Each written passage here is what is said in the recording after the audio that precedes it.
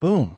A meteor tore across the void, blazing a path from the chaotic fringe of the cosmos toward a realm where vitality and disorder coexisted in harmony. The cosmic tremor did not go unnoticed. Ancient eyes turned. Melodic ripples, like whispers of divine instruments, resonated across space. One such gaze, profound, boundless, locked onto the intruder. Drawn by that gaze, the meteor slowed, twisted, then seamlessly merged into the cadence of the realm. A new syllable, never spoken, never heard, was born. It shimmered at the edge of the celestial melody, foreign yet harmonious. Can. The gaze vanished. Achievement unlocked, stepping into Zhongzhou. Objective, enter Zhongzhou. Rustle. The sound of wind through grass. The chirp of birds. The warmth of sunlight. Levi's eyes fluttered open. A beam of golden light pierced his vision, forcing him to squint. He lay there dazed, the sensations too vivid to ignore. It took a while before he could even sit up. Then he saw it, floating before him, just like a heads-up display in a game. A line of small, faintly glowing text hovered in midair. Achievement? The style, the font. It felt all too familiar. Levi rubbed his eyes and looked around. He was under a towering oak tree. Endless green fields stretched around him, the air crisp and filled with the sweet scent of earth and grass. This definitely wasn't anywhere near his apartment. Had he been kidnapped? Drugged? Sleepwalked onto a plane? His memory was foggy. The last thing he remembered was playing Minecraft, his favorite sandbox game, his comfort zone. He'd played it for over 10 years, through joy, through loneliness. It never got old. But now, another translucent prompt appeared in the upper right corner of his vision. Tutorial. Open your inventory. Inventory? Instinctively, Levi thought. Open backpack. With a subtle shimmer, the familiar inventory screen popped up in his mind's eye. 3 rows of backpack slots, 1 hotbar row, and a silhouette of himself with armor slots beside it. Closing it, he noticed a health bar and hunger bar appear faintly in the corner of his vision. He blinked. Am I inside the game? Before he could piece it together, a voice called out. Hey, hello. Are you all right? Language module loaded. Levi whipped his head around. Nothing. The voice was close, but then a small hand waved in front of him. Looking down, he locked eyes with someone small. A short man with a mature voice, a kind but puzzled face, and a fishing rod strapped to his waist. Sir, are you okay? The short man asked. Levi blinked. Waist height, big feet, slightly pointed ears. Definitely not a child. Dwarfism? No. Wait. The voice. The clothes. The feet. A hobbit? He straightened his posture and replied, Hello. Mr. Human, are you lost? Mr. Human. Levi held back a chuckle. Unique title. I guess you could say that. Where am I exactly? The hobbit's face lit up. You're in the Shire. More precisely, Hobbiton.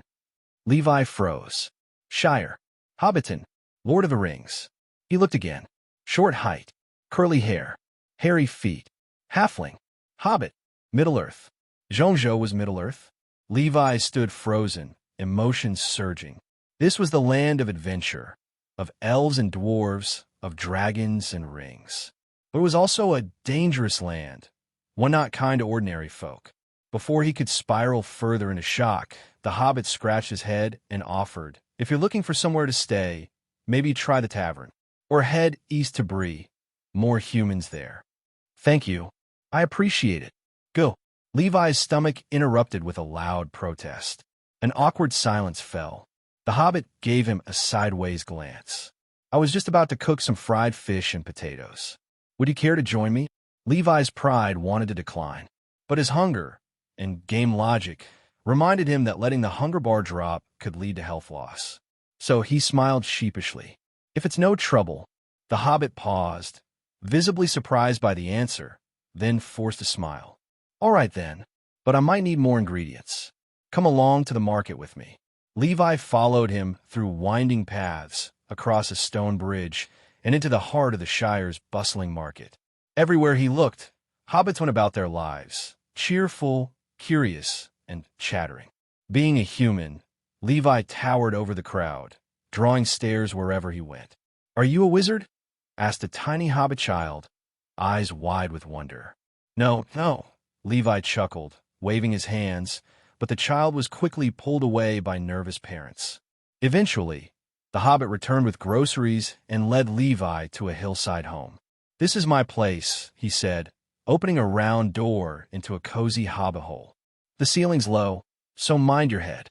Levi ducked inside, marveling at the warmth and charm of the place. It felt nostalgic somehow. Near the door, a small wooden chest caught his eye. It looked oddly familiar. "Oh, by the way," Levi said, "I didn't catch your name." The hobbit, placing ingredients in the kitchen, turned with a grin. "Ah, of course. I'm Baggins. Bilbo Baggins." "Baggins? Bilbo Baggins?" Levi stared, stunned. "Wait a second, this can't just be a coincidence." He glanced at the small wooden chest near the door again. No wonder it looked familiar. It was almost identical to his mother's dowry box back home. A chill ran down his spine. No way is this that same box. And is this the Bilbo Baggins? Asterisk. Levi looked at the hobbit in front of him. Cheerful, clueless, innocent. Poor Bilbo had no idea what destiny and dwarves had in store for him, or what indignities his mother's cherished heirloom might suffer in the future, like being used by a dwarf to prop up his smelly feet. Levi suddenly felt a little evil.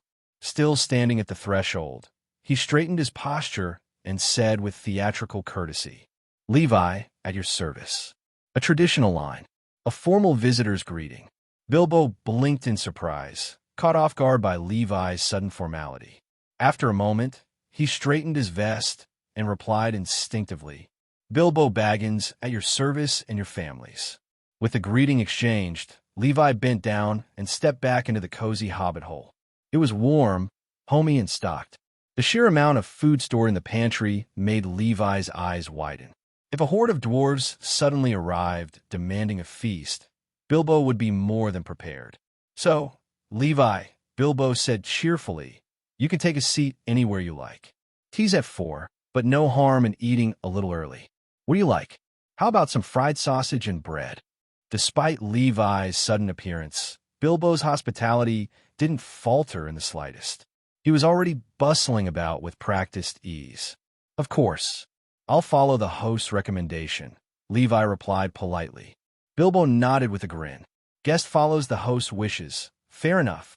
He pulled out a coiled string of sausages and a platter stacked high with crusty bread from the pantry. Levi watched as Bilbo sliced the sausages with a worn but well-maintained knife, then tossed them into a pan over a low-burning stove. Levi leaned in curiously. A small stove, hobbit-sized, a perfect fit for Bilbo, not so much for a human. "You like cooking?" Bilbo asked, catching Levi hovering over the pan. Levi quickly stepped aside to give him space. "A bit curious, that's all. This pot's been in my family for generations," Bilbo said proudly, flipping the sausage. "Mum's favorite. She taught me everything: frying, boiling, baking." Hiss! The sausages sizzled, releasing a wave of aroma that made Levi's stomach betray him. Gurgle! He clutched his belly as it growled shamelessly. Gulp!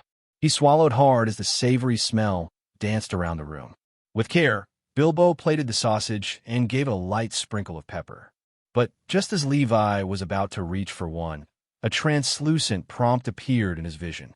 New function unlocked. Crafting table. New recipe learned. Fried sausage. The synthesis table will automatically update as you encounter new items. Crafting table. Levi's eyes widened.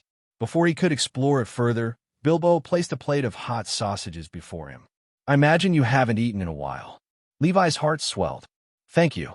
Tears glistened in the corners of his eyes as he devoured the food in record time. Bilbo barely had time to turn around before the plate was empty. A new system prompt blinked faintly. Hunger +2.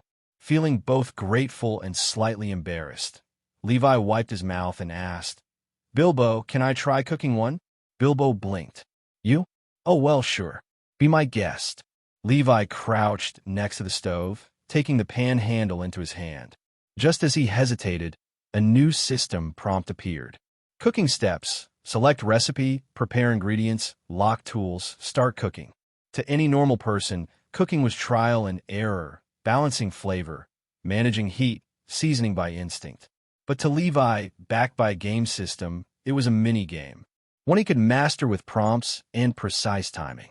Schla. He dropped the sausage into the pan and stood motionless, focused. Bilbo raised an eyebrow, ready to intervene, until Levi gave the pan a subtle flick and flipped the sausage perfectly. Chef's finesse. He's good, Bilbo thought, watching intently. Another turn. Sizzle. Golden brown. Then, the finishing touch, a light dusting of fine salt, melting perfectly over the sausage's surface. Cooking complete. Levi presented the plate with a nod. All yours. Bilbo took one bite and froze. Fwshhh. The sausage burst with flavor, heat, and spice. The salt cut through the fat, enhancing every bite. Even though it scalded his tongue, Bilbo refused to let the flavor escape. He teared up, but kept chewing. Finally, the hobbit stood abruptly, pushing his chair back several steps. "Mr. Levi," he declared, that is the finest sausage I have ever eaten in my entire life." Levi blinked, surprised. "You're too kind." But Bilbo was already ranting, hands in the air. No exaggeration. I've eaten this sausage for years, dozens of times. But this, it's like eating it for the first time. I didn't know it could taste this good." Levi's eyebrow twitched. No way. He quickly fried another batch, plated it, and took a bite himself. Crunch. Savor. Chew. Levi calmly set down his fork, smiled, nodded at Bilbo, but the corners of his mouth twitched violently. I'm so damn good. Is this really something I cooked?" Hey, welcome to Firescale Audiobooks. If you enjoy our audiobooks, please consider subscribing to the channel. Also, feel free to share your review in the comments section below. That afternoon, Bilbo ran straight to the warehouse and pulled out a bunch of sausages of different flavors. He said that as a native of the Shire, he must give warm hospitality to a friend like Levi who came from afar. Levi naturally wouldn't refuse. The two had a sumptuous afternoon tea together. While enjoying the delicious food he cooked himself, Levi was worried.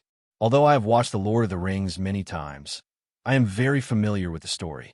But when he really came to this world, apart from the key story scenes and general plot that seemed like the prophecy, he knew nothing about the specific circumstances that were not described in detail in other stories. He needs time to integrate, and also needs to collect some intelligence." After dinner, after declining Bilbo's offer of tobacco from the charter, they sat on chairs in the small yard, staring into the distance in a daze. The air was quiet for a moment. "Levi, do you have anything important to do in the next few days?" Suddenly, Bilbo asked this question. Levi glanced at Bilbo and raised his eyebrow. Bilbo stood up, took a breath, and said, "Of course, don't get me wrong, I don't want to pry into your privacy. What I mean is that if you don't have anything important to do, maybe you can stay here for a few more days. Look, the scenery in the Shire is pretty nice, isn't it? I think you can walk around and give yourself a break. Well, we hobbits never like to leave our homeland, nor do we like adventures. But I am personally interested in the scenery outside. If you are willing, you can tell me about it. I am also willing to play the role of good host and entertain you." After saying this, Bilbo put his hands on his waist and blinked, waiting for Levi's reply.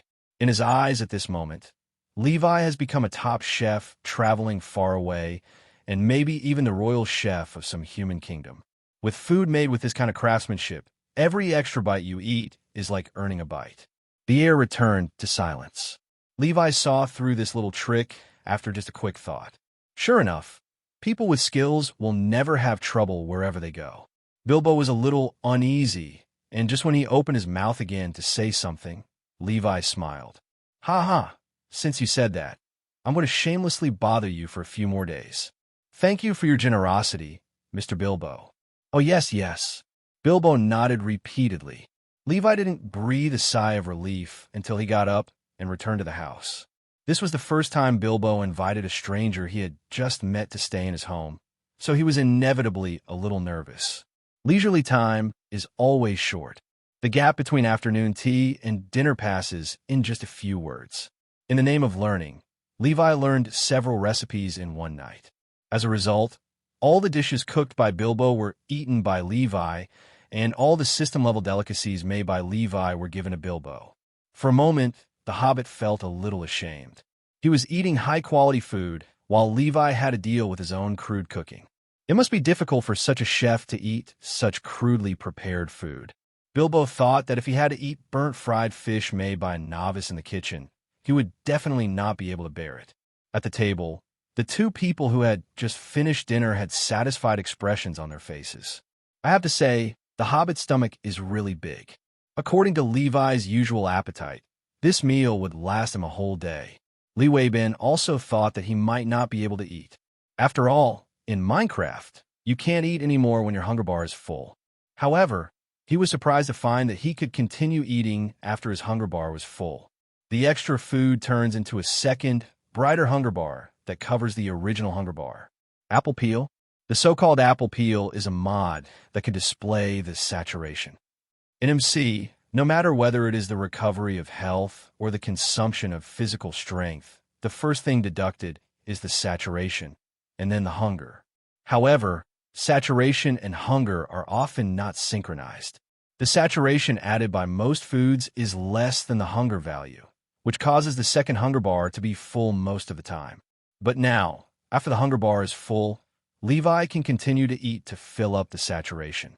When the second hunger bar, that is, the saturation bar, is full, no matter how much he continues to eat, there will be no new changes. At this time, he will normally feel full. Very reasonable. After dinner, Levi said hello to Bilbo and left quietly, running into the distant woods. Levi had wanted to do this for a long time. He just looked around to make sure that no one lived in the area and that no one would disturb him. So he raised his hand and knocked hard on the big tree in front of him. Thump! A slightly dull sound was heard. A barely perceptible crack appeared on the tree trunk. The hands were intact. Boom, boom, boom, boom. A dull sound continued to be heard, and after a few loud punches left a great psychological trauma on the tree, a pop sounded, and a gap appeared in the middle of the tree. The whole tree fell to the ground with a bang, startling a group of birds and beasts. In contrast, a miniature piece of wood fell to the ground and floated slowly. After being sucked into the backpack, the name is revealed: Oak Log. The difference from the game is that the wood looks the same as it did when it was broken. Levi tried to break another piece of wood, but found that this piece of log took up one more slot in the backpack and could not be stacked at all, because there are differences between the two pieces of wood. The solution is unlocked crafting recipe, standard oak. After a while, the big tree that fell on the ground disappeared and was replaced by several pieces of standard oak stacked in the backpack, as well as a pile of sticks and leaves. Achievement: standardization. I see. Watching the achievement pop up, Levi realized something. Just as there are no two snowflakes that are exactly alike, things that are knocked off cannot be stacked directly in a backpack because of their different shapes, sizes, and specific structures. But after the synthesis process, they can be turned into exactly the same raw materials, so they can be stacked and stored in the backpack.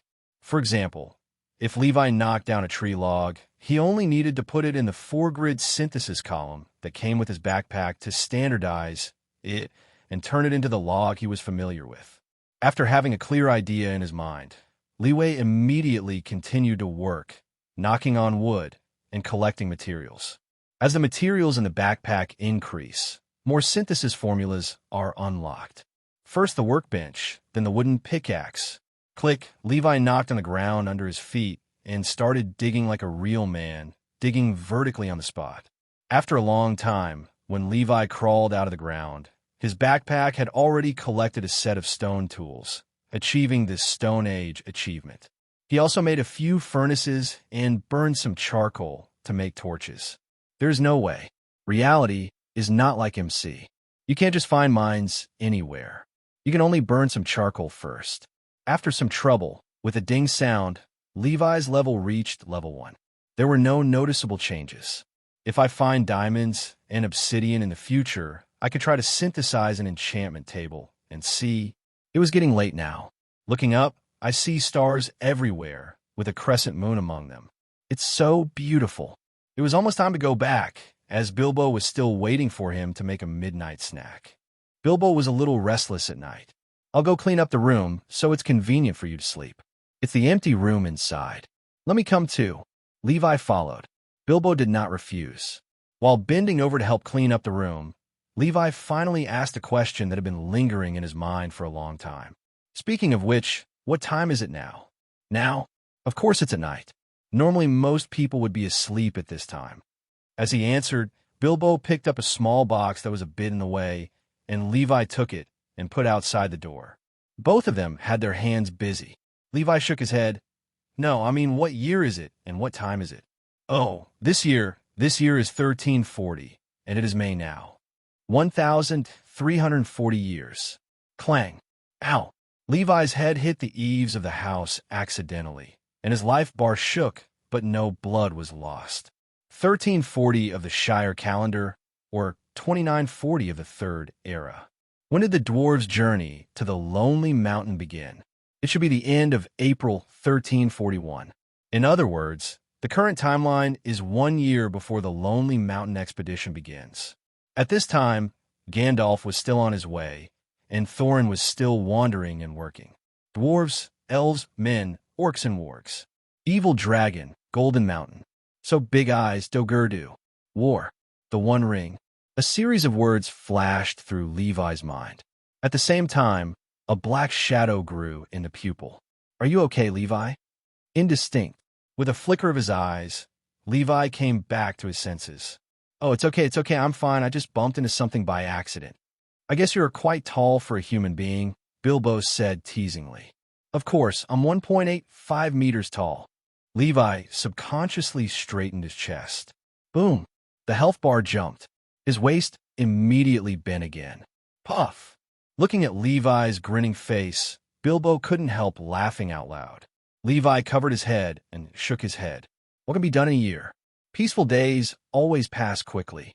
A few days later, during a leisure moment after a midnight snack, Levi sat on a small chair in the garden, holding a piece of weed in his mouth, staring at an unusually bright and conspicuous star in the night sky. If an ordinary person came to this world, he would have nothing to rely on. Even if he knew the historical direction of the Lord of the Rings very well, there would be very limited things he could do in a year. Perhaps he would even have problems figuring out where he was and how to survive.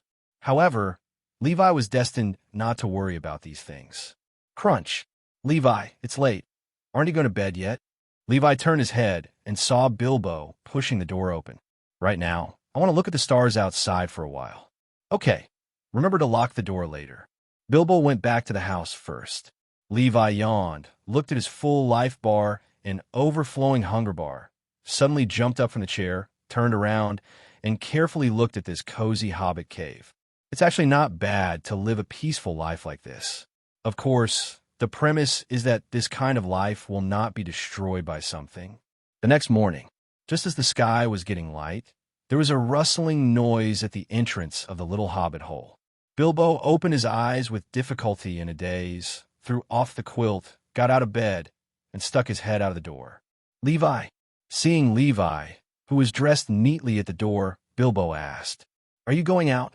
Levi stopped and turned around. I'm going on, Mr. Baggins. As he spoke, Levi bowed slightly and said, Thank you for your hospitality during this period. Please let me repay you next time we meet. Bilbo blinked several times and perked up immediately. Why don't you stay a few more days? I still have a lot of things to introduce to you. Levi smiled and glanced at him.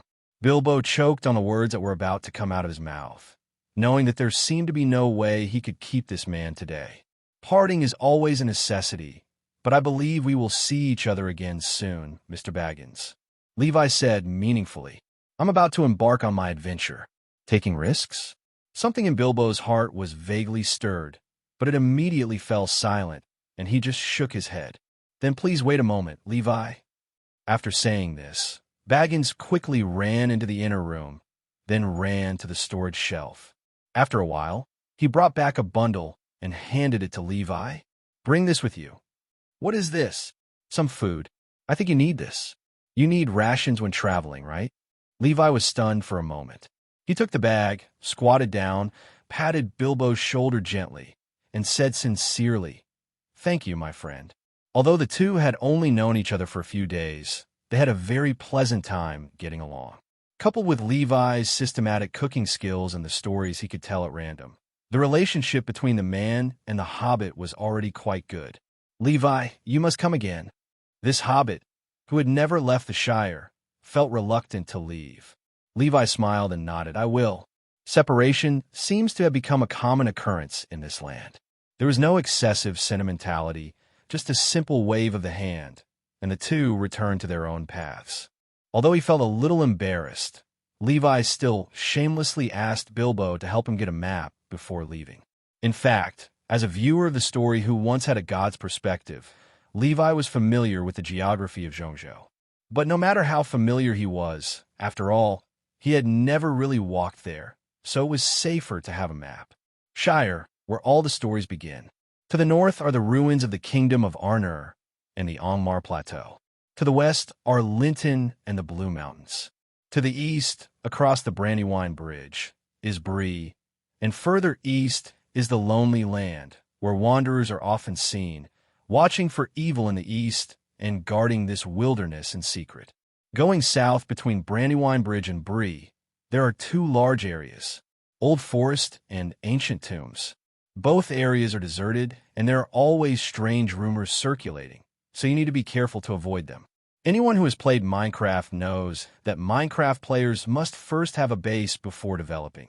Otherwise, they will be blocked everywhere for various reasons. Only with a fixed residence can people feel at ease. After thinking it over, Levi's eyes were fixed on one place. A large area east of Bree, an area called the Lonely Land.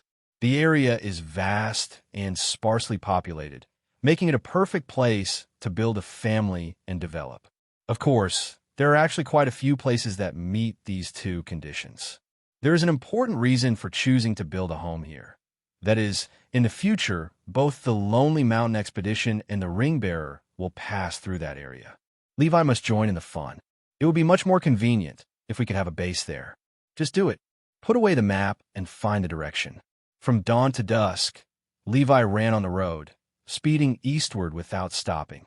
Levi discovered a few days ago that as long as he had enough food, his physical strength would be unlimited and he would not feel tired. The trade-off is that food is consumed quickly. The rations Bilbo gave were enough for a normal hobbit to eat for a week, but Levi consumed half of it in just one day. That's a week's worth of food for a hobbit. But correspondingly, the efficiency is also very good. In just one day, Levi crossed several Shire towns, crossed the Brandywine Bridge, and came to the Old Woods and Ancient Tombs. It can be called a 1,000-mile horse among humans. It can keep running as long as there is enough food. It was completely dark at this moment, yet the sky was not dark. With the help of starlight, Levi found a not very thick dead tree on the side of the road and took out a stone axe. Boom, boom, boom, boom. Soon, a crisp breaking sound was heard, and the entire dead tree broke from the bottom and fell to the ground with a loud bang. Thump! In the silent wilderness, the sound of the dead tree falling was particularly obvious. Levi didn't care, but continued to chop the fallen tree trunk with a stone axe, dividing the dry natural firewood into several small pieces to use as firewood. A moment later, a bonfire was lit. Levi took out a large bag of food from Bilbo's backpack. This package of food is counted as one item and takes up only one slot. But if you take the food out, you have to take up another seat. Levi guessed that the things put into the same inventory had to be either exactly the same and could be stacked, or they had to be counted as a whole. While thinking casually, Levi skewered a few sausages on a wooden stick and roasted them by the campfire, while at the same time he was thinking about various synthesizers. There's not a single shield or armor, the things that can most directly protect oneself and increase combat effectiveness. They're all missing one most crucial thing: iron. Seeing that the bonfire was starting to burn out, Levi took out a few sticks and filled it with fire.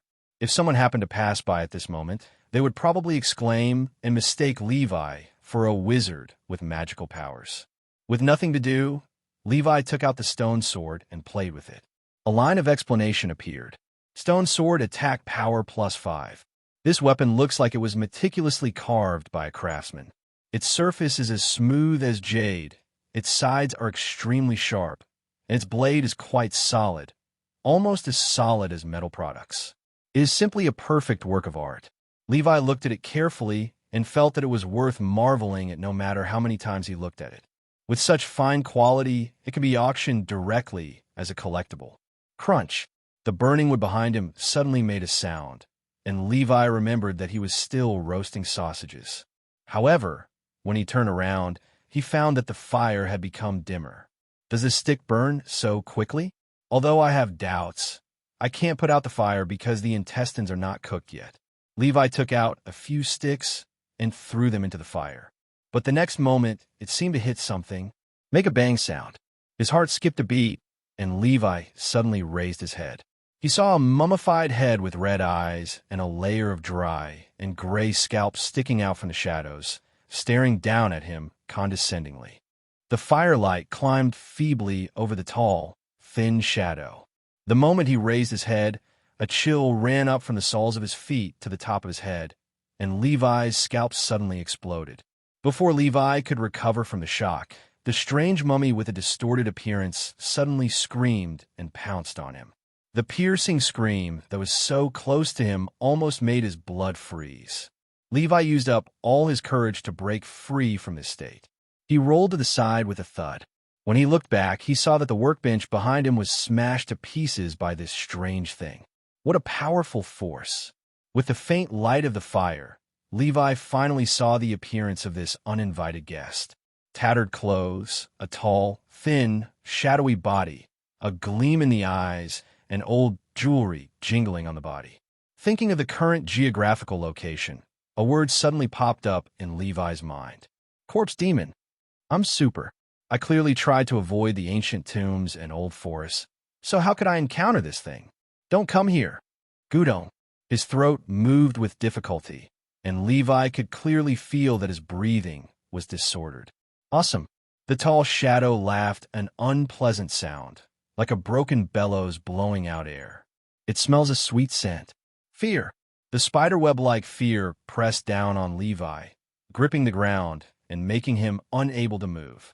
Corpse demon, very happy.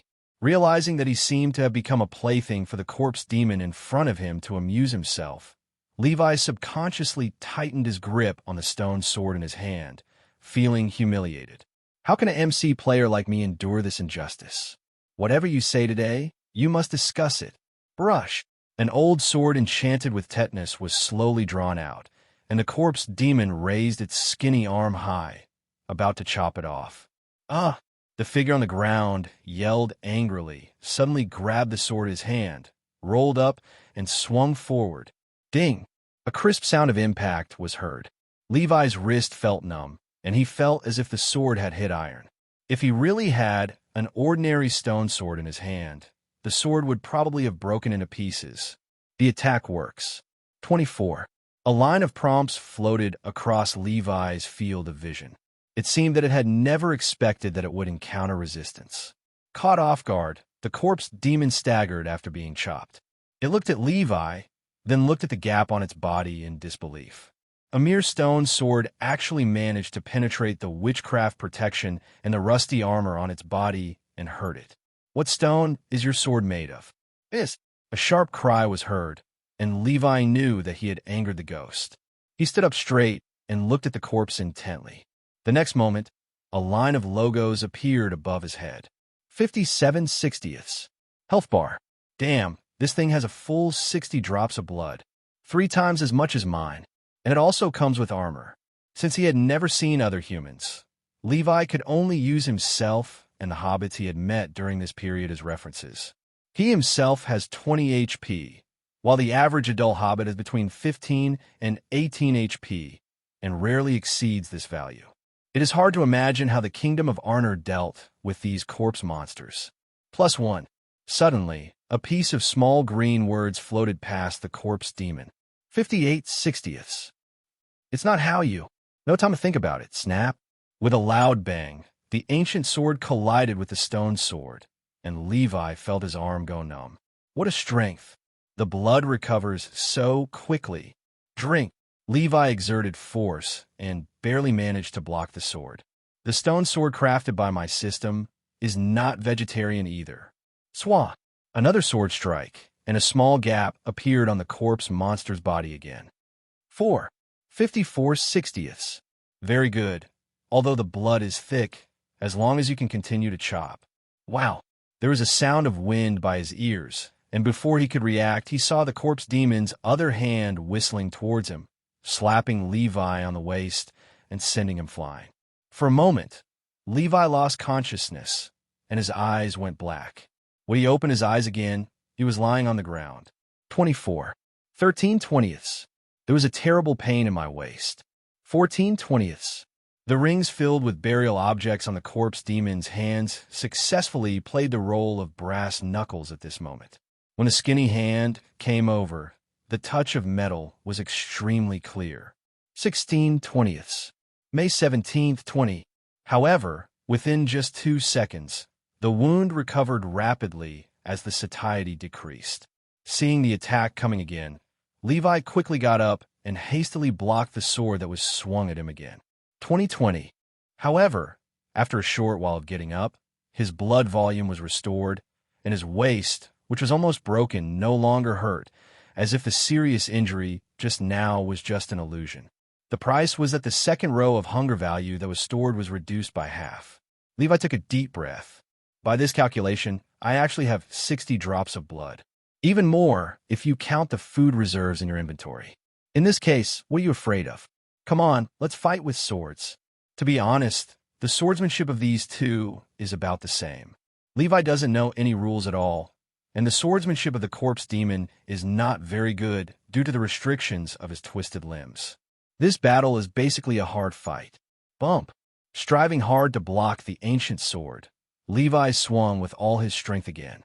-3 to 3 and occasionally -4 to 5 kept floating out of the corpse monster.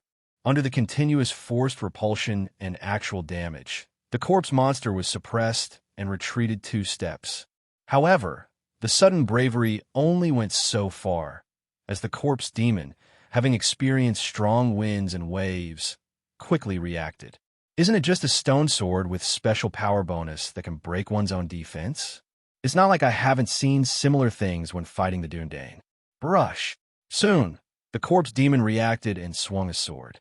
Levi was so panicked that he only had time to turn sideways to avoid the vital parts, but he still got a big cut.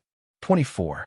But the damage is only 6 blood points, and it can be restored to full immediately. Just as I was thinking this, my heart suddenly fell to sharp pain. 24. Levi looked suddenly at his status bar. The red heart representing life, value, suddenly cracked, and its color gradually darkened. 24. Wither? No, this is curse twos. Corpses, also known as evil spirits, are servants of darkness, and their existence represents some kind of evil. At this moment, Levi was immediately in a dilemma and instinctively felt like retreating. It is really difficult to fight without armor against a monster that has superior attributes in all aspects and has a continuous damage buff. How did you deal with these weird numbers when playing games before?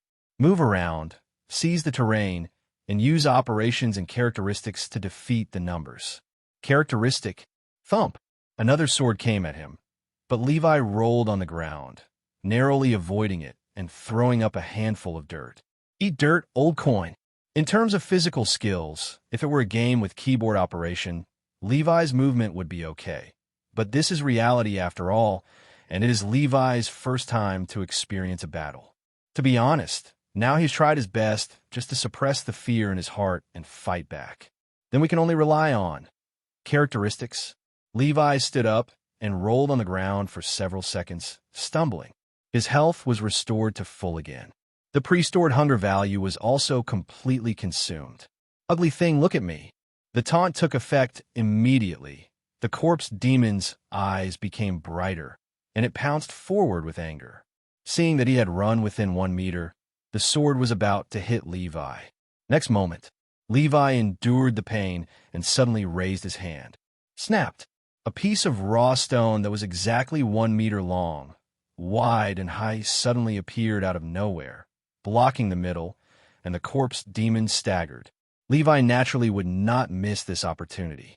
He raised his sword and chopped repeatedly. The corpse demon was caught off guard and fell to the ground. 3-3, 27/60. Roar, as if it realized that its power was constantly draining away and it might really fall into dissipation and nothingness. The corpse demon suddenly exploded and struggled desperately to step over the stone and move forward. However, Levi just stepped back, took out a stone with his other hand, and put it down, blocking the corpse's movement again. The corpse demon was extremely furious. It was just a piece of stone. Normally, it could even pass through it by using some strength. However, the stone that this person conjured out of thin air was extremely special, and its own strength could not penetrate it all. Boom! A figure fell from the sky and struck the corpse demon on the forehead with an axe. This axe jump and chop actually directly cut off 10 drops of blood. After the attack was successful, Levi immediately cut out the stone sword and chopped quickly. 4-4. At this moment, the corpse demon finally recovered and pulled out the ancient sword. Brush! A sword pierced Levi's chest. However, Levi ignored it and grabbed the ancient sword and stuck it in his chest. Then, be greedy and kill with a knife. Bump! When the last sword was swung down, a sharp cry spread throughout the wilderness, and a black gas rose from the corpse demon's body, then exploded and dissipated in midair the next moment. The mummy suddenly lost power and fell to the ground with no light in its eyes. Achievement: Monster Hunter. Conditions for achievement: kill hostile creatures. Obtain special achievement: Corpse Killer. Conditions for achievement: kill a corpse demon. Title system is open. Unlock title: Corpse Slayer. After taking a breath, Levi picked up the grilled sausage by the campfire. The heat is just right. After a few sips, the health points were restored to full again.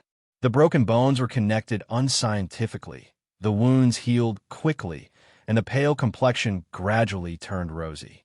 2020, Levi felt relaxed all of a sudden.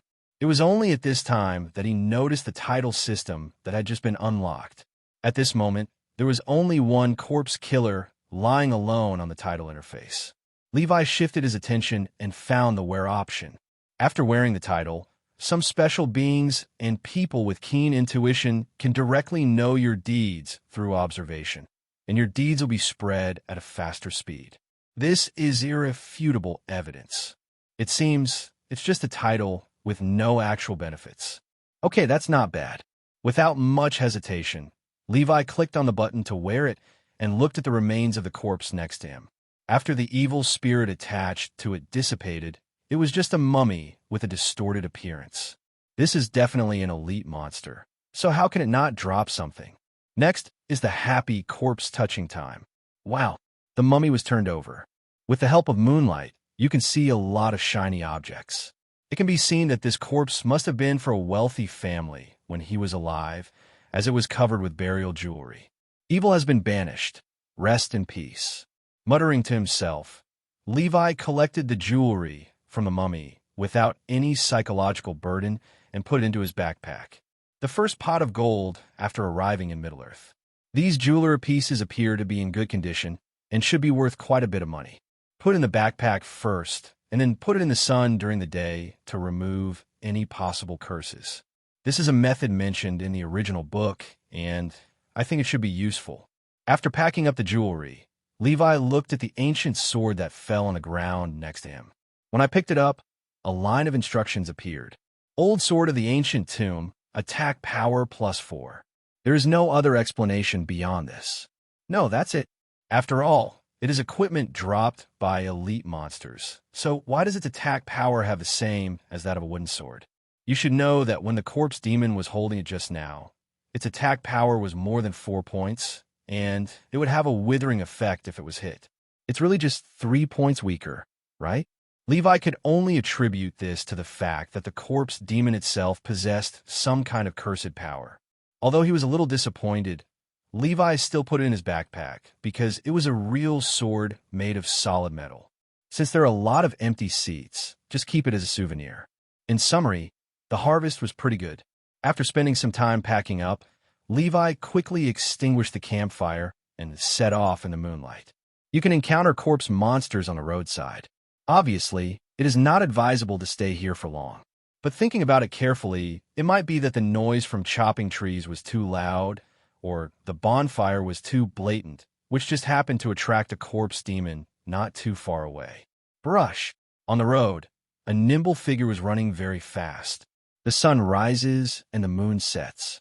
It was not until the rosy glow filled the air that Levi suddenly stopped, climbed up a small mound in 3 or 2 steps, and looked into the distance. At the end of the horizon, there was obviously a small town. Even though he had never been there, Levi's mind immediately popped up its name. Bree. Finally, Levi was slightly excited. Finally, I get to meet other humans. But before that, Levi jumped off the small hill, took out a pile of jewelry from his backpack, and put it in the sun. After a while, wisps of black gas evaporated from it. The dull jewelry regains its shine. The curse upon it has been lifted. After confirming that there was nothing else unusual, Levi packed up everything and left. As the saying goes, a horse will die if it runs too far up the mountain. It was not until the usual lunchtime that Levi arrived at a gate and was questioned by the guard. This was the first time Levi saw a human from this world. Who are you? An ordinary adventurer. Adventure?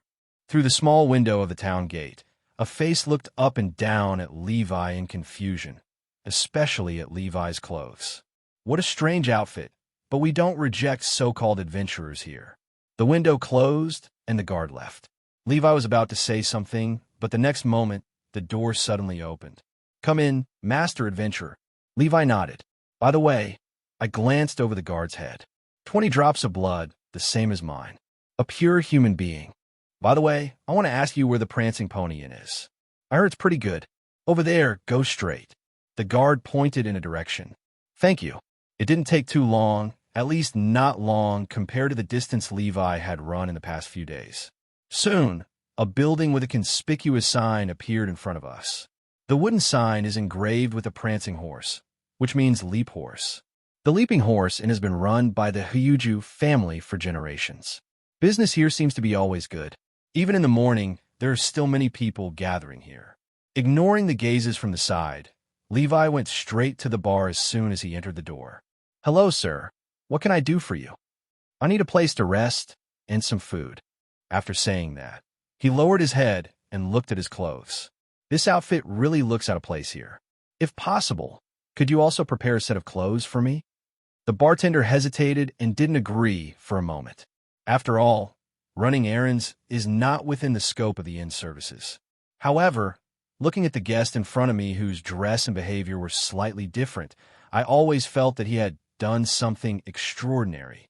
After just a pause, the bartender replied thoughtfully, Yes, it is possible, but sir, that depends on how much you're willing to pay. After all, this is not within the scope of our business. Clang. A coin that looked quite old fell on the bar, and the crisp sound attracted several glances. Is this enough? The bartender gently picked up the ancient coin and looked at it carefully with wide eyes.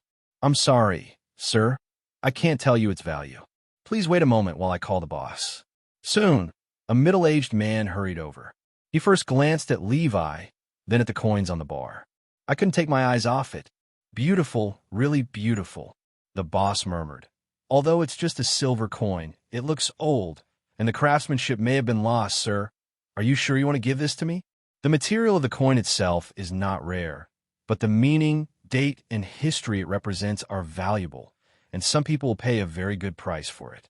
Yes, so good, the boss said. The best rooms, the most sumptuous food and wine, and the finest clothes in Fulbury. I promise you, everything will be the best.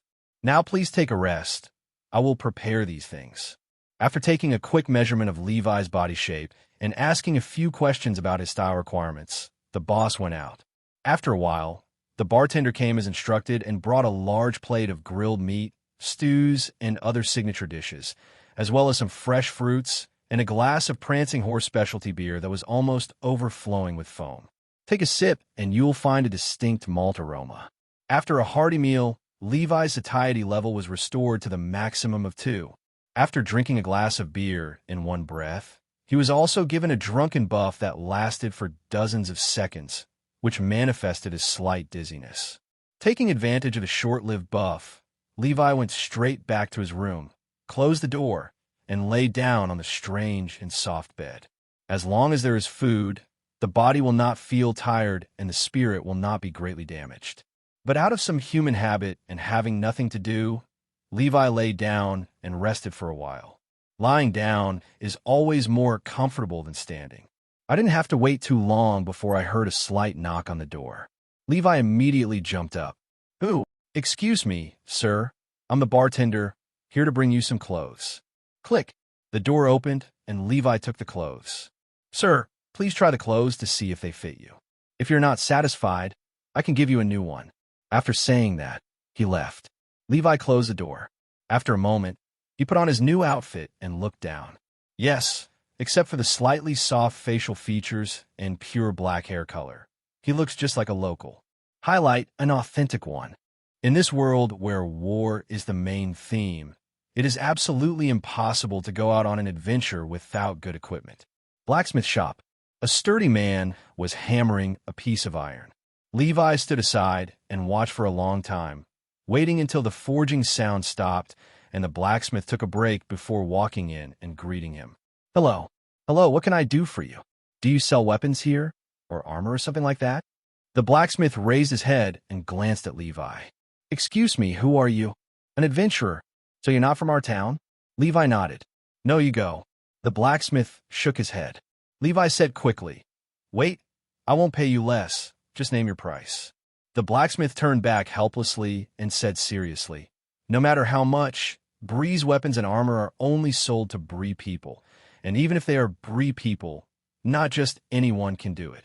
My dear adventurer, if you really want to use something to protect yourself, I suggest you go to the farm next door. Maybe the people there will sell you a hoe." Levi was stunned for a moment, then suddenly his mind came to his senses. Yes, this is not a game world. You can buy a complete set of equipment at any grocer.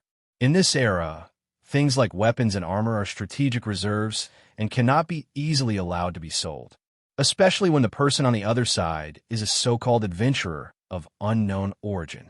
"Can you sell me some iron? Just a little bit will do. I'll use it for research." The blacksmith hesitated and asked, "How much do you want?" Levi gestured the size with his hands. "No." The blacksmith shook his head. Levi looked a little ugly. If he has metal minerals, he can actually synthesize equipment himself. It's just that mining, although in the game you just need to drill a hole in the spot and dig vertically down. If you dig deep enough, you can always dig up a few pieces, and if you're lucky, you can even come across a mine and make a lot of money. But in reality, mines are not available everywhere. "Hey, sir, I heard you want to buy those things." Levi and the blacksmith both turned around and saw a man with a full beard and messy hair suddenly stood up and smiled at Levi. Obviously, this person had been hiding there for a while. "You are. Get away, you filthy rag collector. Stay away from me." Before Levi could finish his question, the blacksmith slammed the hammer on the forging table and ordered him to leave. However, even though he was called a rag collector, the man did not get angry. Instead, he smiled and said, Okay, my friend. I was just passing by here and happened to find someone you can't satisfy, but I might." "Don't try to be so flattering to me," interrupted the blacksmith. "I tell you, you'd better behave yourself and don't break the laws of Bree." Of course not, my friend. I always pay attention to local rules," the man said gruffly. 3 seconds, get out of my sight," the blacksmith said mercilessly. 3, 2. The blacksmith picked up his hammer and stood up. Okay, I'm leaving. Don't be so angry." The man immediately took several steps back and looked at Levi several times. Levi looked at the man, then at the blacksmith, and chose to leave with him. The blacksmith followed him for a long time and finally said from a distance, "I advise you to be careful, Mr. Adventurer." Levi nodded from a distance in response. When they were in a place where there were not many people around, Levi asked the person beside him, "What's your name?" "I'm William, the odds merchant. Just call me William, sir." "Lots of dealers?" "It's a new word." "What do you do?" William shrugged and said, According to the local merchants here, we are just ragtag peddlers who compete with them for business. We sell everything, buy everything, and are everywhere. And Before Levi could think about it, William continued, I don't deny that I collect junk, but I can't guarantee that there might be something you need among my junk. You know what I want? Of course I know. Weapons and armor that can protect you, right? Levi nodded. Please follow me, sir. William took Levi to a remote place with confidence. Levi was a little skeptical, but the aura of confidence was real, so he followed him anyway. The place is small and full of good and bad people. You never know, there might be something you want. After walking for a while, Levi was led to a remote corner of the town. Different from the common scenes on the streets, this small block exudes an old and gloomy feeling. The eaves and walls of the houses on both sides of the road are covered with cobwebs and vines, and it looks like they have not been cleaned. The house showed obvious signs of use, so it must have been occupied by someone. Crunch. The door of a room opened slightly, and a scraggly and unkempt burly man walked out. He first glanced at the small-ticket seller, then fixed his gaze on Levi, following him all the way to the street. Click. The door is closed. Is this the weapons and armor you were talking about? Levi frowned and stared at William. Do you think I'm easy to talk to? Or do you think I'm easy to deceive? Levi pointed at a pile of rusted swords and armor in the courtyard, which were almost unrecognizable, and asked angrily, Is this what you want to show me? Itinerant merchants are not local residents, so I don't know if killing them will reduce their reputation. Feeling a chill on his back, William quickly explained, Look, adventurer, I am a good businessman who abides by the law. Whether it is Bree or other kingdoms, weapons and armor are all controlled items. Anyone who dares to sell them privately will be in big trouble. It took me a lot of effort to get these, and I can assure you that I am the only one in this area who has the means to receive these things. You can't buy them from anyone else. William said as he pulled out a rotten long sword and waved it in front of Levi, saying, Look, although this sword has some flaws, it can still be used for self-defense. Moreover, once the enemy is chopped by this sword and bleeds, he will definitely not survive for a few days. Flaw. Levi took the rotten sword, and the moment it touched, its properties became apparent. Decay longsword attack +1. Levi tried to swing it, and a piece of slag fell off immediately. He immediately understood the quality of the sword. If you really use it to kill someone, the sword will probably break first. A stick picked up from the roadside is more useful than this thing. Levi glanced around the courtyard and estimated that everything in this place was of this quality. No wonder Bree just sat back and watched this place go by. Is it necessary to control this? TSK. With a sound of disgust, Levi wanted to throw the broken sword aside. However, the next moment, a sudden system prompt stopped him in his tracks. New synthesis entry has been unlocked. Reverse smelting furnace, new. Description, higher utilization. Invest decay longsword. Estimated output, 50% to 80% raw materials. The rags in my hand suddenly smelled fragrant. He does not show his joy on his face. These things of yours are more useful than a stick I picked up from the roadside. Levi looked at the pile of junk on the ground with an embarrassed look on his face. William could not argue for a moment. He just picked up a sword and waved it a few times, saying, Well, sir, you see, they're at least useful, right? Levi was slightly surprised. What surprised him was not that William was thick-skinned, but that his sword moves seemed to be quite methodical and had some substance. You'll definitely need it. Are you so sure? This is the intuition of a retail merchant, sir. William smiled ingratiatingly. Interesting, there are indeed some magical people in this world, just like a wizard. It's not just those 5 wizards who possess magical powers. There are still some talented people all over the world. William's eyes blurred, and he saw a small piece of jewelry with a simple shape and exquisite workmanship appear out of thin air in Levi's hand. This is the smallest piece of jewelry that can be picked out from a pile. I don't have any cash on me. How about paying with this? Hiss. William squinted his eyes and looked at it carefully. It felt like this thing had an unusual origin. Will you sell it to me, sir? It will certainly be enough to exchange for these equipment. William carefully took the jewelry, took a look at it, and his pupils dilated slightly. This is not just an ordinary work of art. It is an antique and a very difficult to discover one. Some big shots would be happy to pay for such rare old items. It's not a loss. Although the item is a bit small, there's still profit. And many more. William suddenly stared at the little gadget in his hand for a long time. This style? If I read it correctly, William suddenly raised his head and looked at Levi, always feeling that there was something special about this person. He killed those things. This was snatched from that thing. A corpse demon, and an elite among them. Damn, that thing is not something that ordinary people can touch. Moreover, this old man doesn't look like he's been poisoned or cursed, which means that it might not be difficult for him to deal with the corpse monster. The expression on William's face was a little stiff. Oh no, he met someone he couldn't deal with. Levi didn't pay attention to William's little action, but just looked at William's reaction. He knew that the little gadget he took out should be valuable. At least it would be enough to exchange for the mountain of equipment. He continued to demand, "Pack these things for me." The packed items can be counted as just one item, which can save some space. William, who suddenly became a little dazed, nodded repeatedly, then went to get the rope and began to sort and tie up the rags. After a long time, looking at the whole row of packed junk in the backpack, Levi nodded with satisfaction. William was not curious about where the junk he had just packed had gone. It is not normal for someone who can kill a witchcraft creature like a corpse to have some magical means.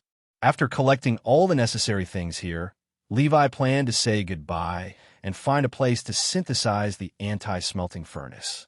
The crafting of the anti-smelting furnace requires an iron ingot, but there is no iron itself. But it doesn't matter, you can use the furnace to burn some out first, and then synthesize the anti-smelting furnace.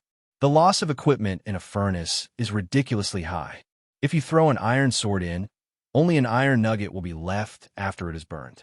However, using an anti-smelting furnace can produce 1 to 2 iron ingots. Levi was originally prepared to throw a pile of junk into the furnace to burn out some iron, but who knew that collecting junk could actually unlock the anti-smelting furnace. What a surprise. This is a surprise. Levi was about to leave when William stopped him. "Wait a moment, sir." William walked quickly forward and took out a long object wrapped in cloth from his waist. "This is for you." Levi took it, unwrapped the cloth, and saw what was inside. He immediately became interested. Iron dagger, attack +3, attack speed plus 50%. Special entry, sharp, attack power +1. Unlocked synthesis formula, dagger type. How much? If there was something good, Levi would naturally plan to buy it directly. For free. "Oh," William said seriously. "I hope this can serve as a testimony to our friendship. You want to be friends with me?" Levi asked playfully. "Yes." Levi did not answer, but just said, "This dagger is good. I accept it." His friendship wasn't so cheap. At most, he would help him a little when he saw him in the future, because he had helped him unlock an entry. William was not annoyed. He just smiled. A scrap dealer may not have money, but he must have good eyesight. Even if you can't make friends with such people, it's good to get to know them. We did not stay in Bree for long. After returning to the inn and replenishing a large amount of food, Levi continued his journey eastward. Levi, wearing ordinary cloth clothes and without any weapons to protect himself, walked out of the east gate. As soon as I walked out of the door, several big men with beards and scruffy faces gathered in the alley beside the door. They looked at each other and knew clearly what to do next. Fat Sheep snapped. A hand was placed on one of their shoulders.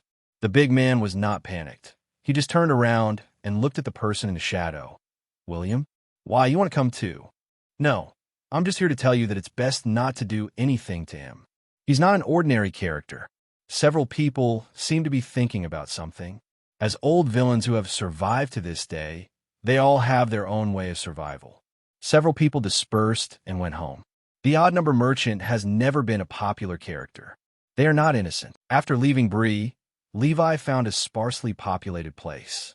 He took out the workbench and the furnace, and patiently burned the garbage until he collected 9 iron nuggets and synthesized an iron ingot. Then, the synthesis reverse smelting furnace. Throw in charcoal and garbage, and keep burning. When the first piece of tattered armor was directly smelted into 3 iron ingots, Levi knew that he would not be too short of iron in the future. 3 more anti-smelting furnaces were built. Half a day had passed by the time all the bundles of rags in the backpack were burned. Levi looked at the 13 iron blocks in his backpack and felt satisfied.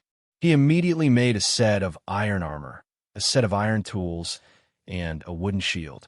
Then he looked at the newly unlocked dagger recipe. A wooden stick plus an iron ingot can be synthesized into an iron dagger. The new dagger still has 3 attack damage and an attack speed plus 50%, but it no longer has the sharpness attribute. But it doesn't matter.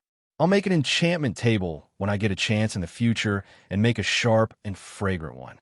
I just don't know if enchantments and special entries can be stacked. If they can, I'll have to study the entries carefully. After putting on the iron suit, Levi only felt that there seemed to be a little more burden on his body, but it had no effect on his actions and movement speed. Obtained the achievement, Ready to Fight.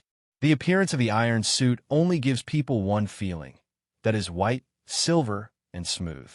Different from the square frames shown in the game, the iron armor looks beautiful and is much more protective. The iron sword in his hand is made of the same mold as the stone sword and wooden sword. It looks slender, solid, and sharp.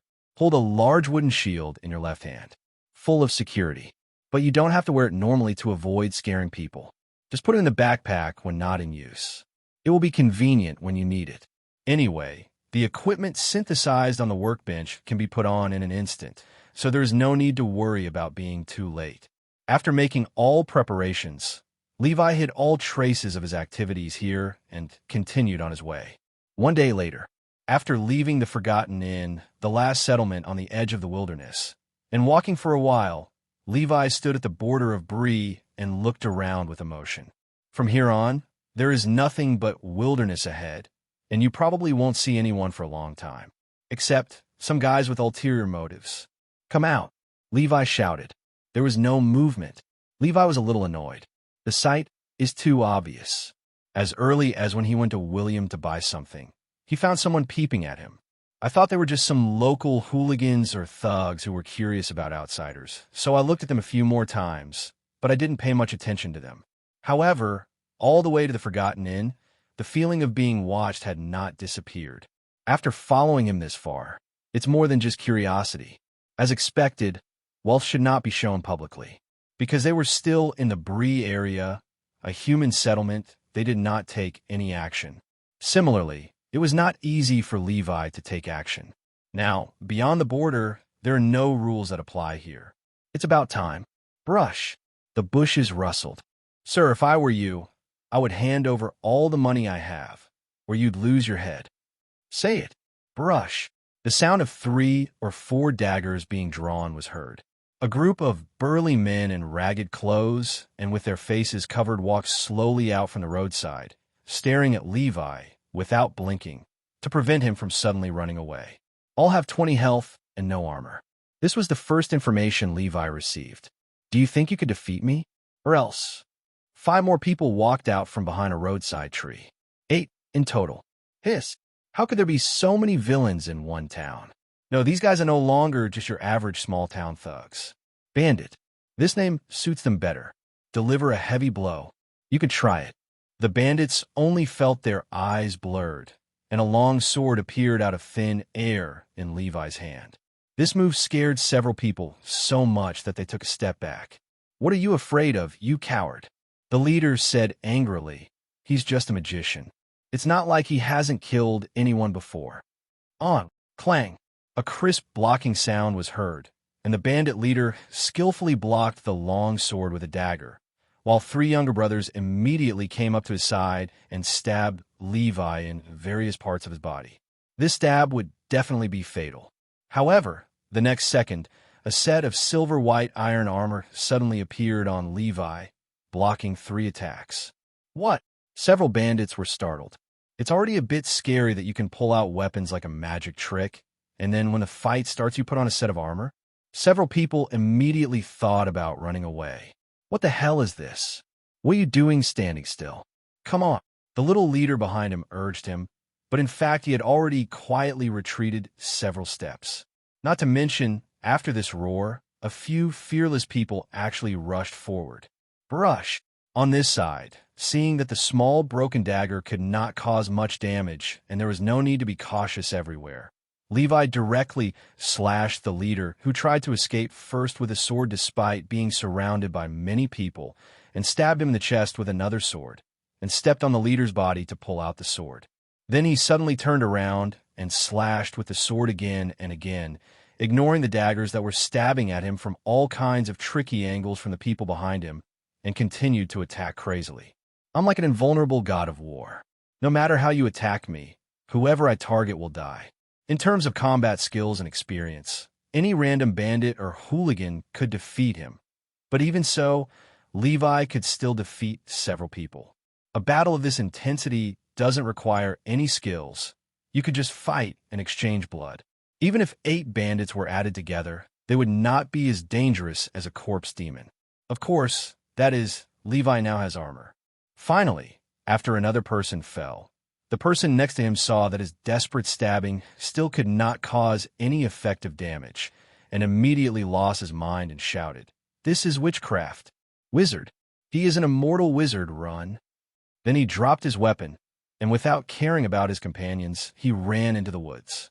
The remaining people seemed to be suddenly awakened and immediately turned around and fled.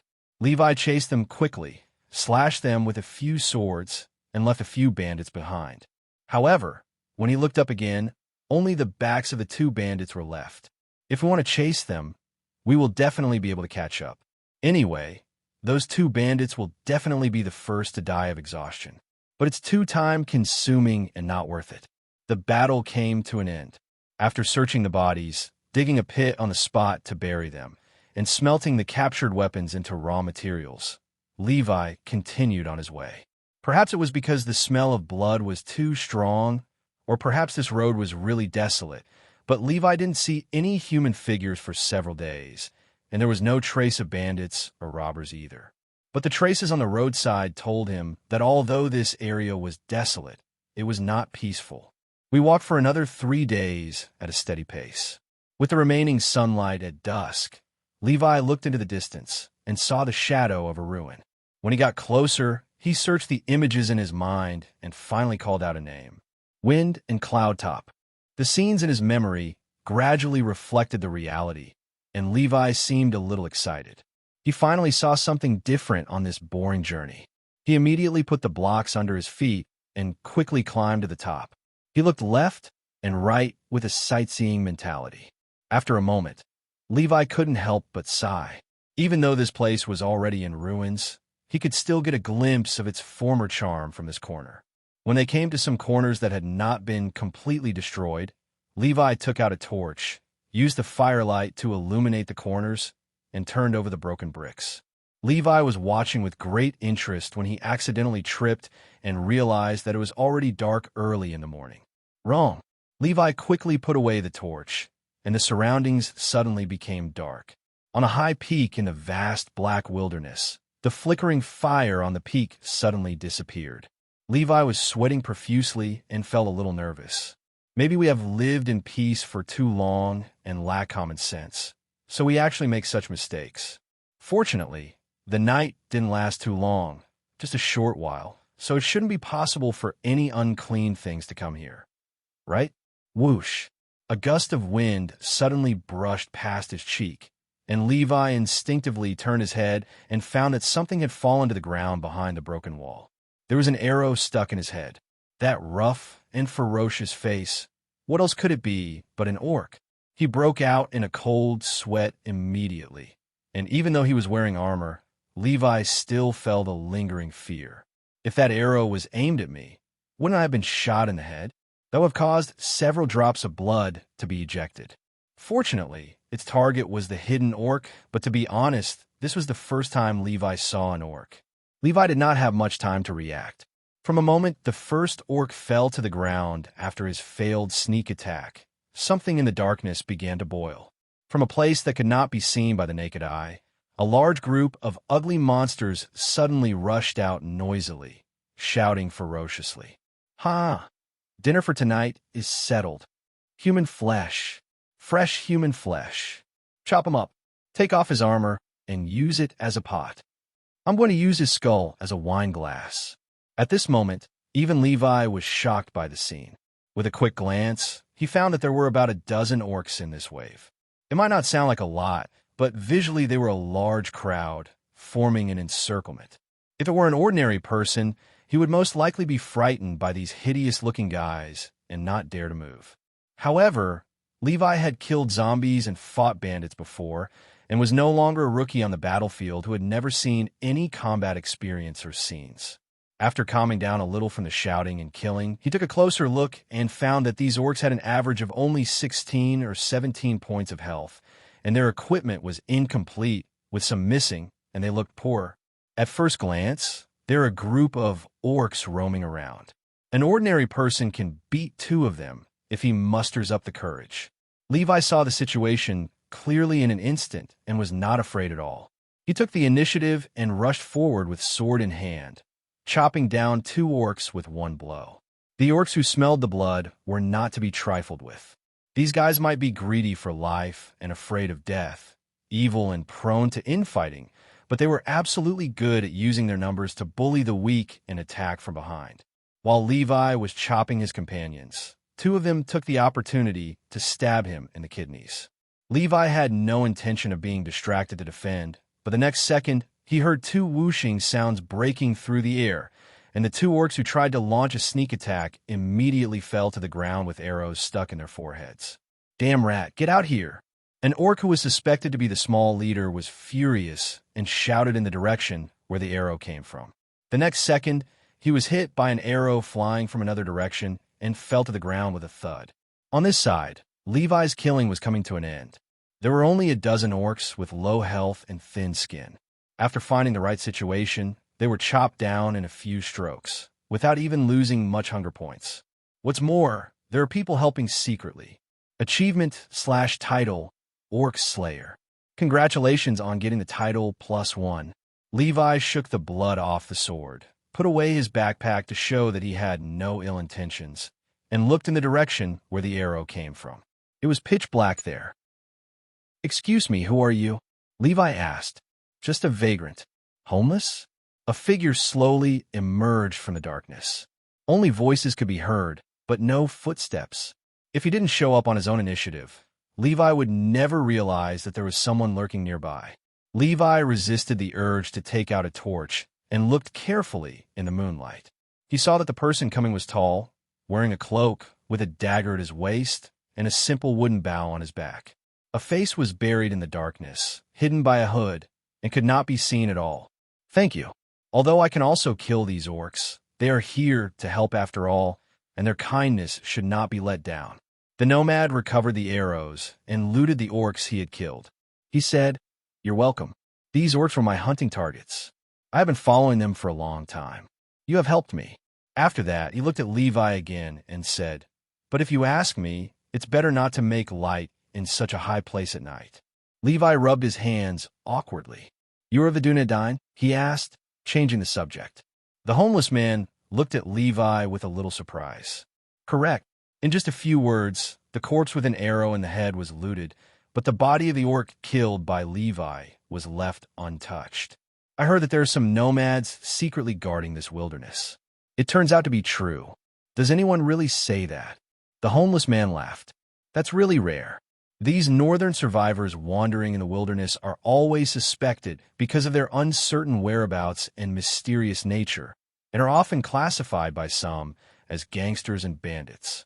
You killed those things in the barrow." The vagrant suddenly raised his head, and in the darkness, a pair of gray eyes were bright and staring at Levi. "Yes. Can I ask how you figured that out?" Levi was a little curious. "Gut feeling, I was dealing with those guys a lot for a while." "Well, amazing intuition." Levi reluctantly agreed with this statement. After thinking for a while, he suddenly took out the rotten and broken sword from the ancient tomb dropped by the corpse demon and threw it to the vagrant. The homeless man caught it and looked at it carefully for a few seconds, appearing quite surprised. "It seems that you are familiar with this kind of sword?" The wanderer nodded and said, "Very familiar. This is the weapon we used a long time ago. The forging method has been lost, but this one may be usable after some repairs." "That's for you." "Oh, are you really going to give it to me?" "You know, this sword is quite old and can be considered an antique. It can be sold for a very good price to someone who knows its value. Really? I think it's better to give it to someone in need than to sell it to someone who wants it. Besides, this thing is very meaningful to you, isn't it? Well, thank you very much. The homeless man nodded heavily and stopped refusing. He just fumbled around in his pocket, took out a coin, and handed it to Levi. Take this as a token of your love. If there is anything you need me to do, you could go to the Forgotten Inn and wait for me. That is my fixed place of residence. I will definitely appear there in half a month at most. Levi nodded and put the coin away. My name is Levi. What's your name? Faladane. The vagrant left a name, and the two said goodbye. The wanderers disappeared into the darkness. Levi looked out at the wilderness and suddenly had some ideas. This place seems good too. One day, half a month later, Levi crawled out from the underground tunnels with a happy look on his face. In his backpack were some raw iron ore and more than a dozen sets of raw stones that the fortress could not fit. Hard work pays off. After half a month of exploration and in-depth excavation, Levi finally discovered an iron ore vein deep underground. Although he didn't know how big it was definitely enough to mine for a period of time. And there is not only iron. When digging holes around, you can occasionally find some other scattered minerals, such as copper, sulfur, saltpeter, and so on. In fact, Levi didn't recognize these things at all, but when they were dug out and fell into the backpack, the system would always kindly label them with item IDs. After having sulfur, saltpeter, and charcoal in the backpack, the synthesis table suddenly unlocks a recipe: gunpowder and TNT. From then on, Levi paid special attention to collecting these materials when digging holes. After confirming that the area was relatively rich in minerals, Levi finally made a decision. That's it. The first base site selection. Levi opened the map and marked a point on it. This place is roughly located between Weathertop and Troll Forest, some distance away from the main road. It is surrounded by forests, lakes, and a relatively large flat area. If it weren't for the fact that orcs and wargs often appear in this area, it would really be a livable place. But Levi is not afraid of these. A month later, a stone and wood fortress rose out of nowhere on the flat ground, surrounded by a 7 or 8 meter high wall that enclosed a large area of land. It seemed as if an endless source of water was gushing out from the castle, nourishing a large wheat field that suddenly appeared, and in a few days the wheat field turned golden. From a distance, it is quite beautiful, but it seems a bit quiet, as if no one lives there. However, the occasional fireworks rising from the city walls told those eyes hidden in the dark that there were indeed people living here. That day, Levi was carrying a pickaxe and a backpack full of ore and boulders and going home as usual. When he reached the door, he suddenly became alert. When he looked up, he saw a man sitting on the city wall looking at him. He didn't know how he climbed up. Homeless? It looked a bit familiar. Faladane, Levi asked. The vagrant on the city wall waved his hand as a sign of agreement. Seeing Levi coming back, he no longer sat there. In 3 or 2 steps, he used the force to jump down from a high place. Levi was amazed. His skills were really top-notch. How did you find this place? I heard it from my companions. A wizard with strange powers built a fortress out of thin air here and planted fields. They grew very fast. As soon as they described your appearance, I knew it was you. Besides, your place is really too conspicuous. There are fireworks every day. It's hard not to notice it. During this visit, Faradin did not hide his face. Under the sunlight, this tall Dune had black hair, gray eyes, and a handsome face. Although this guy looks only in his 30s or 40s, he may actually be over 100 years old. That's true. Levi did not deny it. He never thought of hiding it. Orcs and the like, come if you want. I, a big MC player, am not a pushover. Even if a large army approaches, so what? Do you think that I am just a decoration? Come in and sit down. I just recently renovated the kitchen. Why don't you come and try out my cooking skills? Faradin shook his head and said, No, time is urgent. I came here to tell you that a group of orc cavalry has set their sights on this place. There are dozens of wolf riders alone, including the other miscellaneous soldiers. This group is estimated to have hundreds of people in total. Hiss! The team consists of hundreds of orcs, including dozens of wolf riders. It might be difficult to defend this small, broken castle by myself. You know, the jumping ability of the wolf is terribly strong. It can jump several meters high and climb up the roof and remove the tiles easily. It would be fine if they could just jump high, but the key is that they have good climbing ability and can climb trees over 10 meters high easily. This 7 or 8 meter high wall, considering how smooth the boulders are and there are no leverage points, it shouldn't be possible to get up, right? It will take some time for them to get here. You still have time to leave now. Faradin advised. No, I won't leave. I just build a base. How can I bear this injustice? If any random team could drive me away, wouldn't that mean I'm working for the orcs? At worst, we could just fight them. Seeing Levi's firm attitude, knowing that he could not be persuaded, Faradin looked around the castle and said, if you don't leave, it will be very difficult for you to stop the orc team. As far as I know, the leader of the team is an orc who is abnormally tall and very strong. Faradin glanced at the wooden fence gate in front of the castle. Can this thing really be considered a city gate? I'm afraid it will be difficult to stop him with this door of yours. It's okay, I have a solution. Levi didn't care. Looking Levi up and down, and then looking at the castle that was built almost overnight, Faradin seemed to be thinking about something. Well, I'm sure you'll have some magic tricks. But are you sure you don't want to make some more preparations? In fact, when I found that team, they were already heading this way. If nothing goes wrong, they will arrive tonight. Huh, tonight? So fast. Levi's heart was immediately lifted up. Although he said he was not afraid, he was, after all, a newcomer who had not experienced any major storms. The biggest scene he had ever seen was being robbed by 8 bandits. But this scale was at most a dispute at the village entrance. Levi was suddenly told that he would face a small battle tonight. To be honest, he was still sweating profusely. After saying something to Faradin, Levi turned around and went back to the castle without wasting a moment to start preparing supplies. With permission, Faradin curiously walked into the wall and followed Levi to look around. Levi went straight to the castle's smelting room, collected the iron ingots fired in a row of furnaces, and synthesized them. Open a box marked mineral. There were 5 groups of iron blocks lying quietly in it, as well as some other miscellaneous minerals, including 1 group of sulfur and 43 groups of saltpeter. Level 35. This is the result of continuous mining in the past month. How are you going to deal with it? Looking at Levi, who was counting the supplies, Faradin couldn't help but ask. While walking in, the experienced vagrant also took a look at the internal structure of the city wall. After some observation, he couldn't help but frown. The defensive work of this city wall is not to be said to be better than nothing, but can also be said to be non-existent. It is just a pure wall made of stones. There are only a few ladders to climb up. Once you climb up, it is still bare ground. There is no cover at all. Standing there, you are basically a sitting duck with nowhere to hide. He really couldn't imagine how Levi could defend this place with such a bare wall and a fence gate that looked fragile. By witchcraft? Just keep guarding like this. Levi gave an ambiguous answer. As he spoke, he took out more than a dozen sets of boulders and went back and forth several times. In just a few dozen minutes, he raised the city wall by a full 5 meters. Faradin was stunned by the whole process. What kind of witchcraft is this? Why are such big stones placed there as if they are stuck and don't move at all? And where did so many stones come from?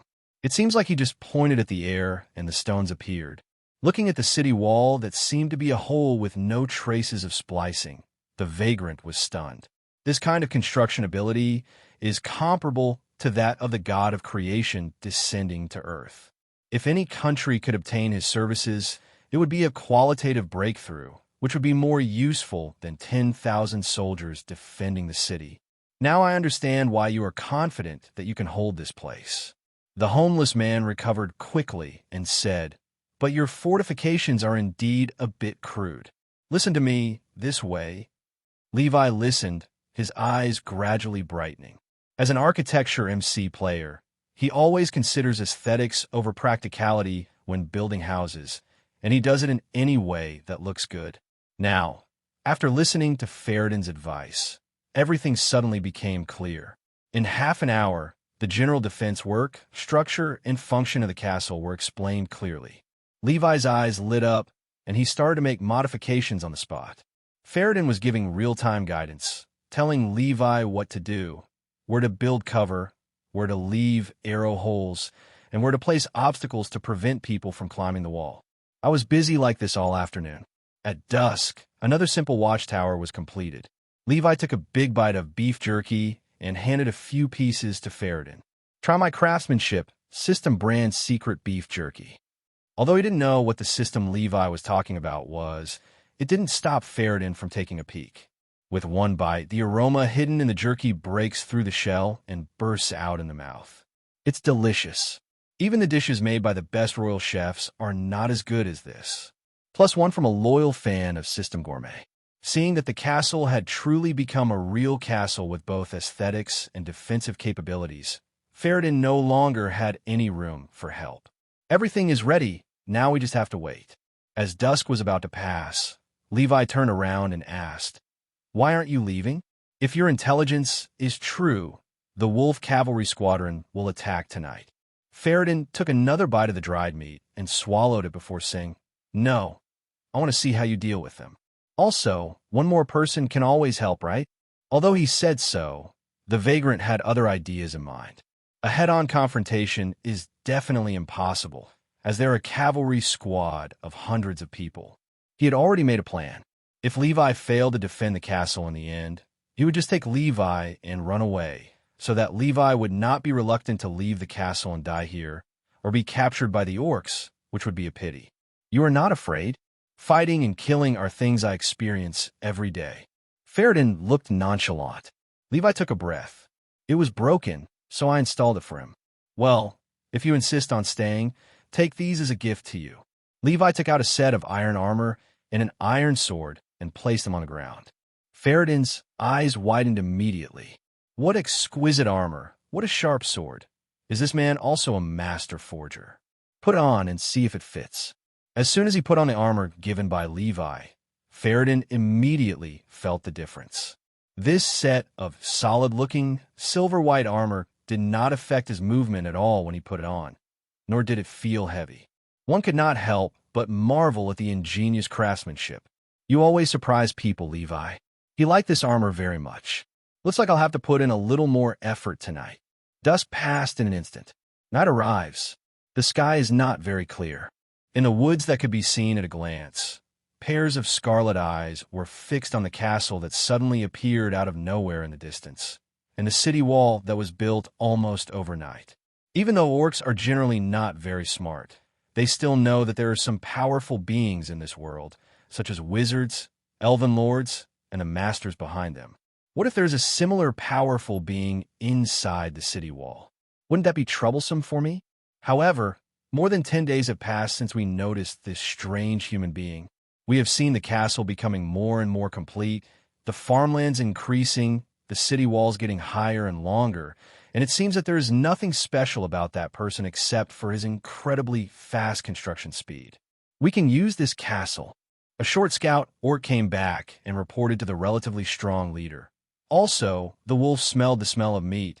There must be a lot of fresh meat inside. Meat. Fresh meat. After hearing this news, many orcs lost control. "I've had enough of moldy, rotten bread and maggots. I want fresh meat. Meat, human flesh." "Shut up." The strongest orc roared and smashed the big rock next to him hard. Looking at the cracks on the stone, the restlessness around them immediately subsided a lot.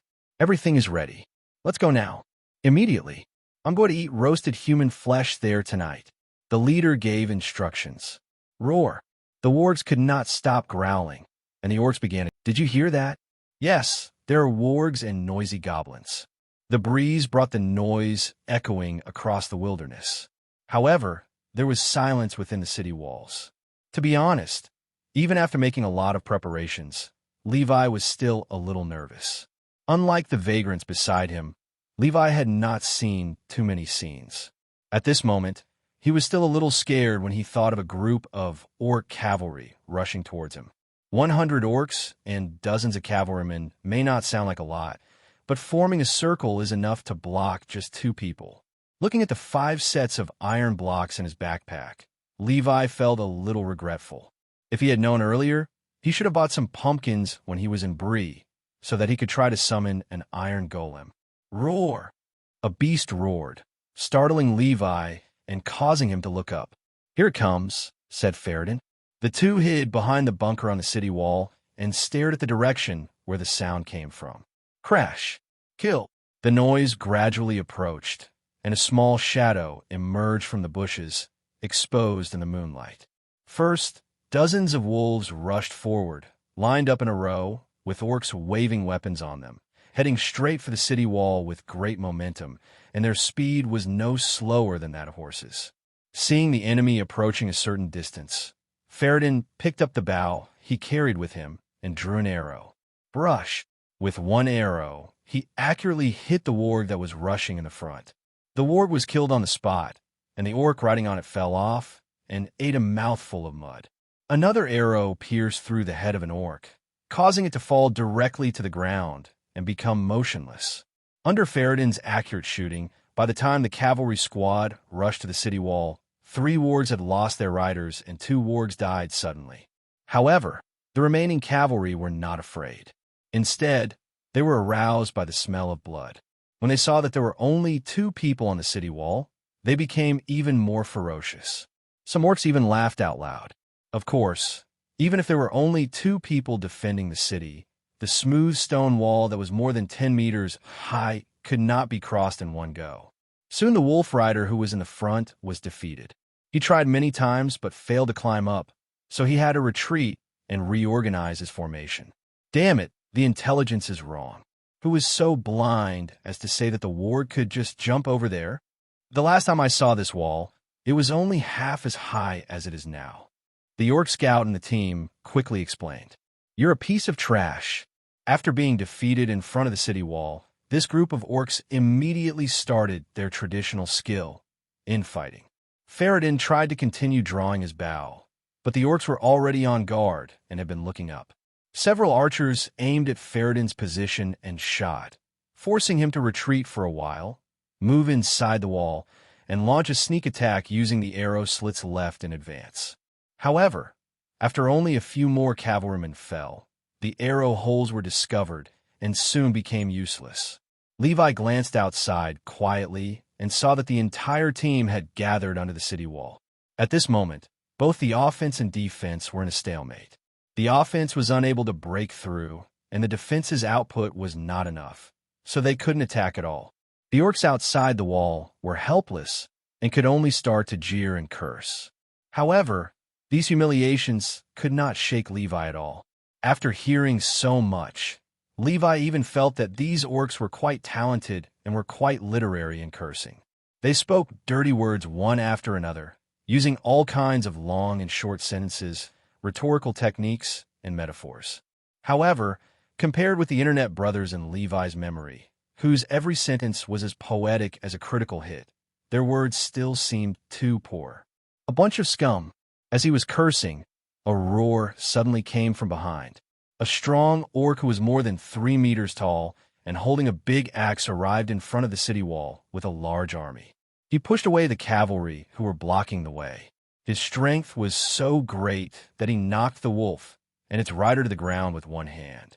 "Ah, look what I found, a piece of trash that only knows how to hide behind a wall, little bug." However, the first thing the orc leader did after arriving at the scene was to point at the city wall and curse. "Coward, coward, coward, coward." The orcs behind him started to make a noise. If it were a normal siege, if a counterattack was not organized at this time, it would definitely damage the morale of the army. But there are only 2 people on Levi's side. You have 100 people fighting against the 2 of us, and you say we are cowards? Let's have a one-on-one duel. Levi couldn't help but complain. However, the orc leader didn't care what they thought. He blocked a sneak arrow with his axe and shouted to the back, "Bring it up." Boom! Amid the noise, several orcs worked together to lift a huge wooden hammer that was thicker than their bodies, but the sturdy orc leader, who was more than 3 meters tall, picked up the hammer with just one hand. Then, he smashed towards the city gate. Boom! With the first blow, the wooden door cracked. Boom! The second blow caused the wooden door to deform and was about to collapse. People outside the city wall had already started cheering, preparing to rush in to kill, plunder, and occupy the castle. However, Levi remained calm. Boom! After only the third blow, the small city gate consisting of the wooden fence and the wooden door was completely broken. However, just as the orcs were about to rush in, they were dumbfounded. Behind the wooden door, there was a 3-meter-thick stone wall. The orc leader was so angry that smoke came out of his nostrils, and he glared at the two people hiding on the city wall. "Want to come in?" "No way." Levi popped his head out and shouted, and immediately 7 or 8 arrows hit him, scaring him so much that he quickly shrank back. Seeing that the intelligence was wrong, the siege failed and several of his own wolf riders were killed. The leader cursed fiercely for a few words and suddenly waved his hand and said, "Let's go." Then, he retreated into the woods with 100 or so orcs. "Retreat now." Levi was a little surprised. They gave up too quickly. They ran away when they found they couldn't attack. Levi hadn't even made a move yet. No, they didn't leave. Taking advantage of this opportunity, Faradin came over and pointed in a direction, signaling Levi to look over there. Boom! There was a loud bang, and a tree fell to the ground and was slowly dragged away. Not long after, there was another tremor, and several trees fell to the ground one after another. Even someone as slow-witted as Levi realized at this moment that the group of orcs seemed to be making something on the spot. In the woods in the distance, the sound of tinkling hammering could be heard. "Ladders," Faradin said. "They're making siege ladders." Levi seemed a little surprised. Do they still have this skill? Faradin, on the other hand, looked calm. Obviously seeing Levi's confusion, he explained, "Don't underestimate those orcs, Levi. Even though they are rude and evil, their armor and weapon craftsmanship is never inferior to that of humans. They can do what ordinary armies can do. After all, the master behind them is the Dark Lord, Sauron, who is proficient in forging technology and can create things like the Lord of the Rings." "I see." Levi understood. "No, I have to stop them. Are you planning on leaving town?" Levi nodded. "I'm not going to sit back and watch those orcs make something. It's too dangerous. I don't really agree with it." Levi smiled. "You know nothing about MC players. Do not worry." Levi went down the wall and entered the castle, and took out all the sulfur and saltpeter from the mineral box and placed them on the workbench together with the charcoal. 1 sulfur plus 1 saltpeter plus 1 charcoal equals 3 gunpowder. 5 gunpowder plus 4 sand equals TNT. After using up all the gunpowder, Levi had a full 20 TNTs in his backpack. Have you ever heard of high-altitude bombing? Take advantage of the situation and kill him. Levi rejected Faradin's offer to accompany him and asked him to wait in the city to watch the show. He took the materials, quietly knocked open 2 boulders, and ran out of the wall. These orcs would never have thought that while they were making ladders, they would dare to leave the city. Not only that, they would even dare to launch a sneak attack. 1 man attacks 100 men. In the orc leader's big head, whether Levi and the other man waited for them to make the ladder and then attacked, or escaped from the city while they were making the ladder, his side would gain, because in the end they would have to rely on ladders to capture the castle anyway, and it would be the same whether the enemy was killed by their attack or fled without a fight. Therefore, the leader didn't even bother to leave scouts. After all, there was an archer with very good accuracy in the castle. If not enough soldiers were left, they might be dead when they returned. If too many were left, there wouldn't be enough manpower. It was pointless no matter how you thought about it. It must be said that although most orcs are stupid and weak, there are always a few that are well-developed and can grow some muscles and brains. However, this time, the strong orc was destined to miscalculate. "Hurry up, scumbags, put the ladder together quickly. If I'm not sitting the castle before dawn, I'll throw you all to the wolves." In the forest, the orc leader loudly scolded the orcs who were responsible for making the ladder. On the other side, a vigilant wolf twitched its nose and turned its scarlet eyes. It instinctively looked outside the forest but did not find anything moving. However, this action was discovered by a careful rider. "What's wrong? What do you smell?" The wolf took a breath and walked out with the rider on its back. When it was some distance away from the team, it suddenly discovered a stone pillar that reached the sky in an open space not far away. The pillar was square in shape and exactly 1 meter thick. The orc rider was puzzled. He raised his head and looked upwards. He felt that something seemed to be moving at the end of the stone pillar, but he could not see clearly what it was. Even if you hold the torch higher, you can only vaguely see a shadow at the top. Bird? Crow? At first the rider didn't take it seriously, thinking it was just some small animal, until this stone pillar suddenly extended outward at the top in an unreasonable way, extending in the direction where the orcs were working. The orc rider scratched his head. What is that living stone? Pat! Levi wiped the cold sweat from his head, squatted on the edge, put another stone on top, and extended it 1 grid outward. When I looked down occasionally, I felt very weak in the knees. I'm afraid of heights. Wait, that's...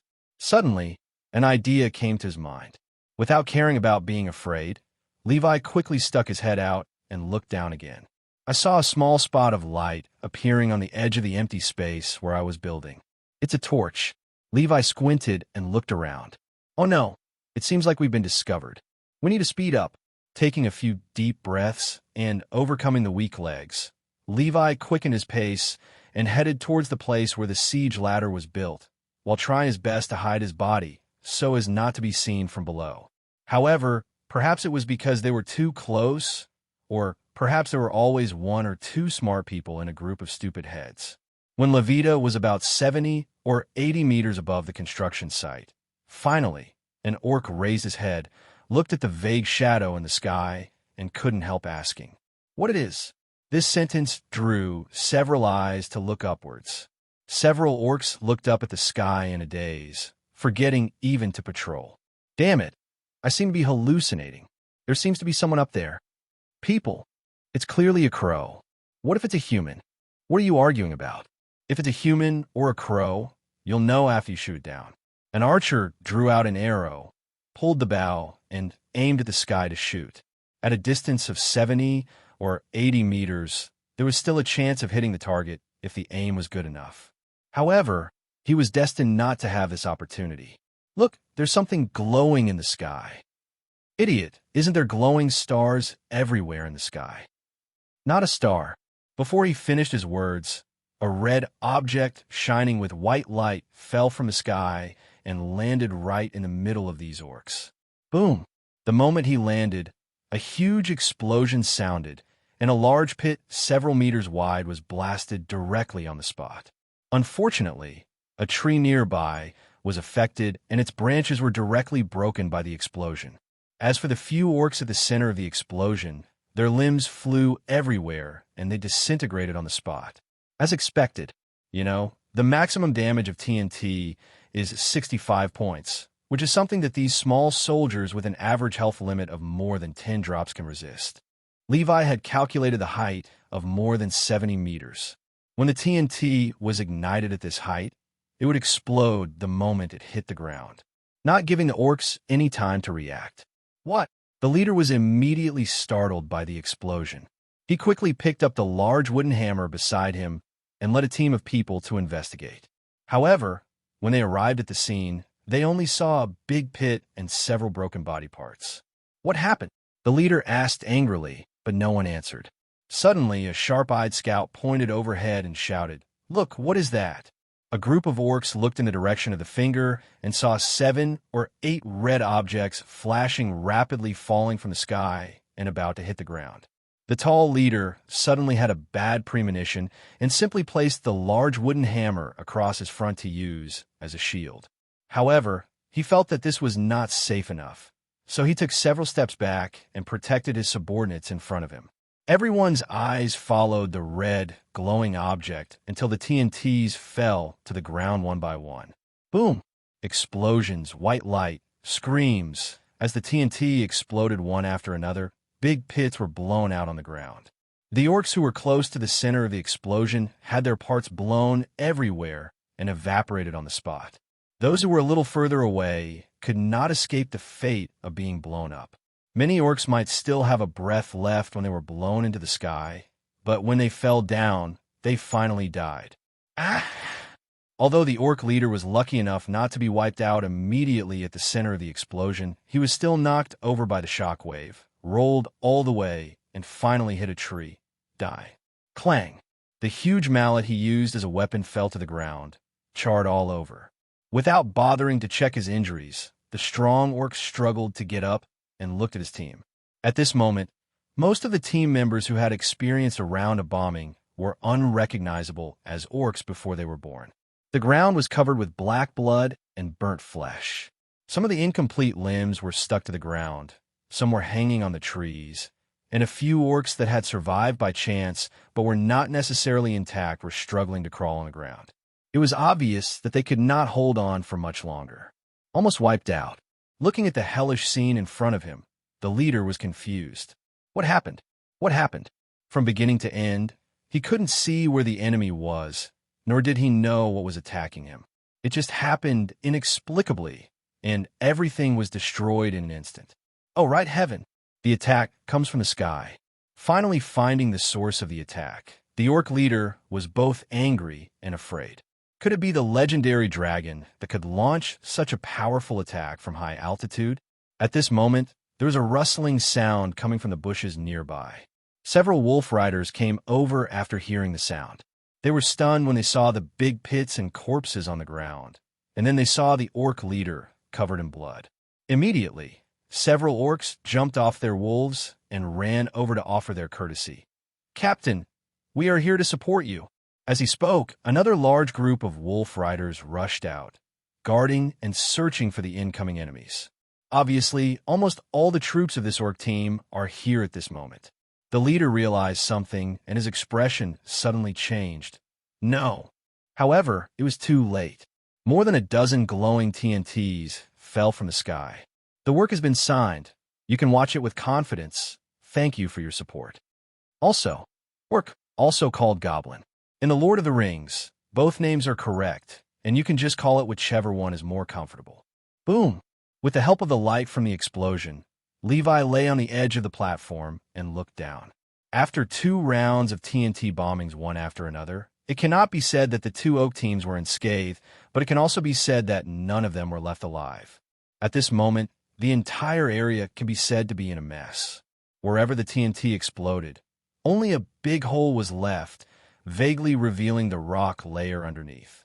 As for the trees and weeds that had grown on it before, they had long been blown away. The power of more than 20 TNT bombs was so terrifying that it created a vacuum zone in the woods. The nearby trees were affected and caught fire after the explosion, emitting thick smoke. Looking at the scene in front of him, Levi couldn't help but sigh. What a lively scene. Set fire to the mountain and sit on the bottom of the prison. After observing for a while in the light of the fire and making sure that there was nothing moving on the ground, Levi took out the bucket and placed it under his feet. Swish! A stream of water spread downward from the sky, forming a small waterfall until it touched the ground and extinguished the flames next to it. Levi took a deep breath and swam down along the stream. Don't ask why you don't just take a leap of faith. The reason is because you are afraid of heights. So far, Levi has not tried whether water can protect against falling damage. It would be bad if water doesn't work and he died on the spot. As soon as he came down, Levi began to look around and search, first to see if there was anything he had missed, and second to see if there was any loot worth retrieving. However, perhaps this group of orcs were really too poor, or perhaps the power of TNT was too great. Levi searched for a long time before he picked up a few broken pieces of armor and weapons from the debris on the ground, as well as some scattered silver coins. They were blackened by the explosion. Levi took out a torch and looked for a long time, but couldn't recognize where they came from. But no matter where it is circulated, the material is always silver and can be used anywhere. Now Levi has some spare change, so he doesn't have to spend money on gems to book the whole place. Oh dash. Okay. Just when Levi had almost finished searching the battlefield, a loud gasp suddenly came from beside him, scaring Levi so much that he almost jumped up. However, when he turned around, he found that there was only a tall and strong orc with missing arms and legs and covered in blood leaning against a tree. The little armor on his body was obviously blown to pieces by the TNT, and there was a huge charred wooden hammer in his hand. Who else could it be but the orc leader? At this moment, the leader stared at him fiercely, his chest rising and falling constantly, but he gave people a feeling of gasping for breath, and it seemed that he was only breathing his last breath. Who could have thought that this leader had just been clamoring majestically in front of the castle, saying he would go in and kill Levi? A stinking maggot who can only attack by surprise. The orc leader's eyes were filled with resentment. From beginning to end, he didn't know what means Levi used. Even until he saw Levi, he didn't know that it was Levi who was dealing with them. What defeated him was not a dragon, but a human. That thing that exploded was probably some kind of magic. You damn wizard. Noisy. Levi pulled out his sword and thrust it into the leader's chest. 6-0/40. The strong orc fell silent on the spot. Looking at the leader's health bar in front of him reaching 0, Levi couldn't help but take a breath. Wow, the upper limit of health is 40. Among the orcs whose average health is only a dozen, this physique is definitely the elite among the elites. No wonder it can withstand the explosion. With such a high health limit and armor, as long as you are not continuously impacted in the center of the explosion, you do have a chance to survive. Brush. At the moment the leader breathed his last, the bushes next to him suddenly moved. Levi chased after it and saw an orc fleeing in fear, as if there was a dragon chasing it. However, he was destined to be unable to outrun Levi. After chopping down the fish that had escaped the net, Levi spent some time searching the area nearby and taking care of a few lone orcs. After making sure that there would be no more enemies for a while, he went back and continued to clean up the battlefield.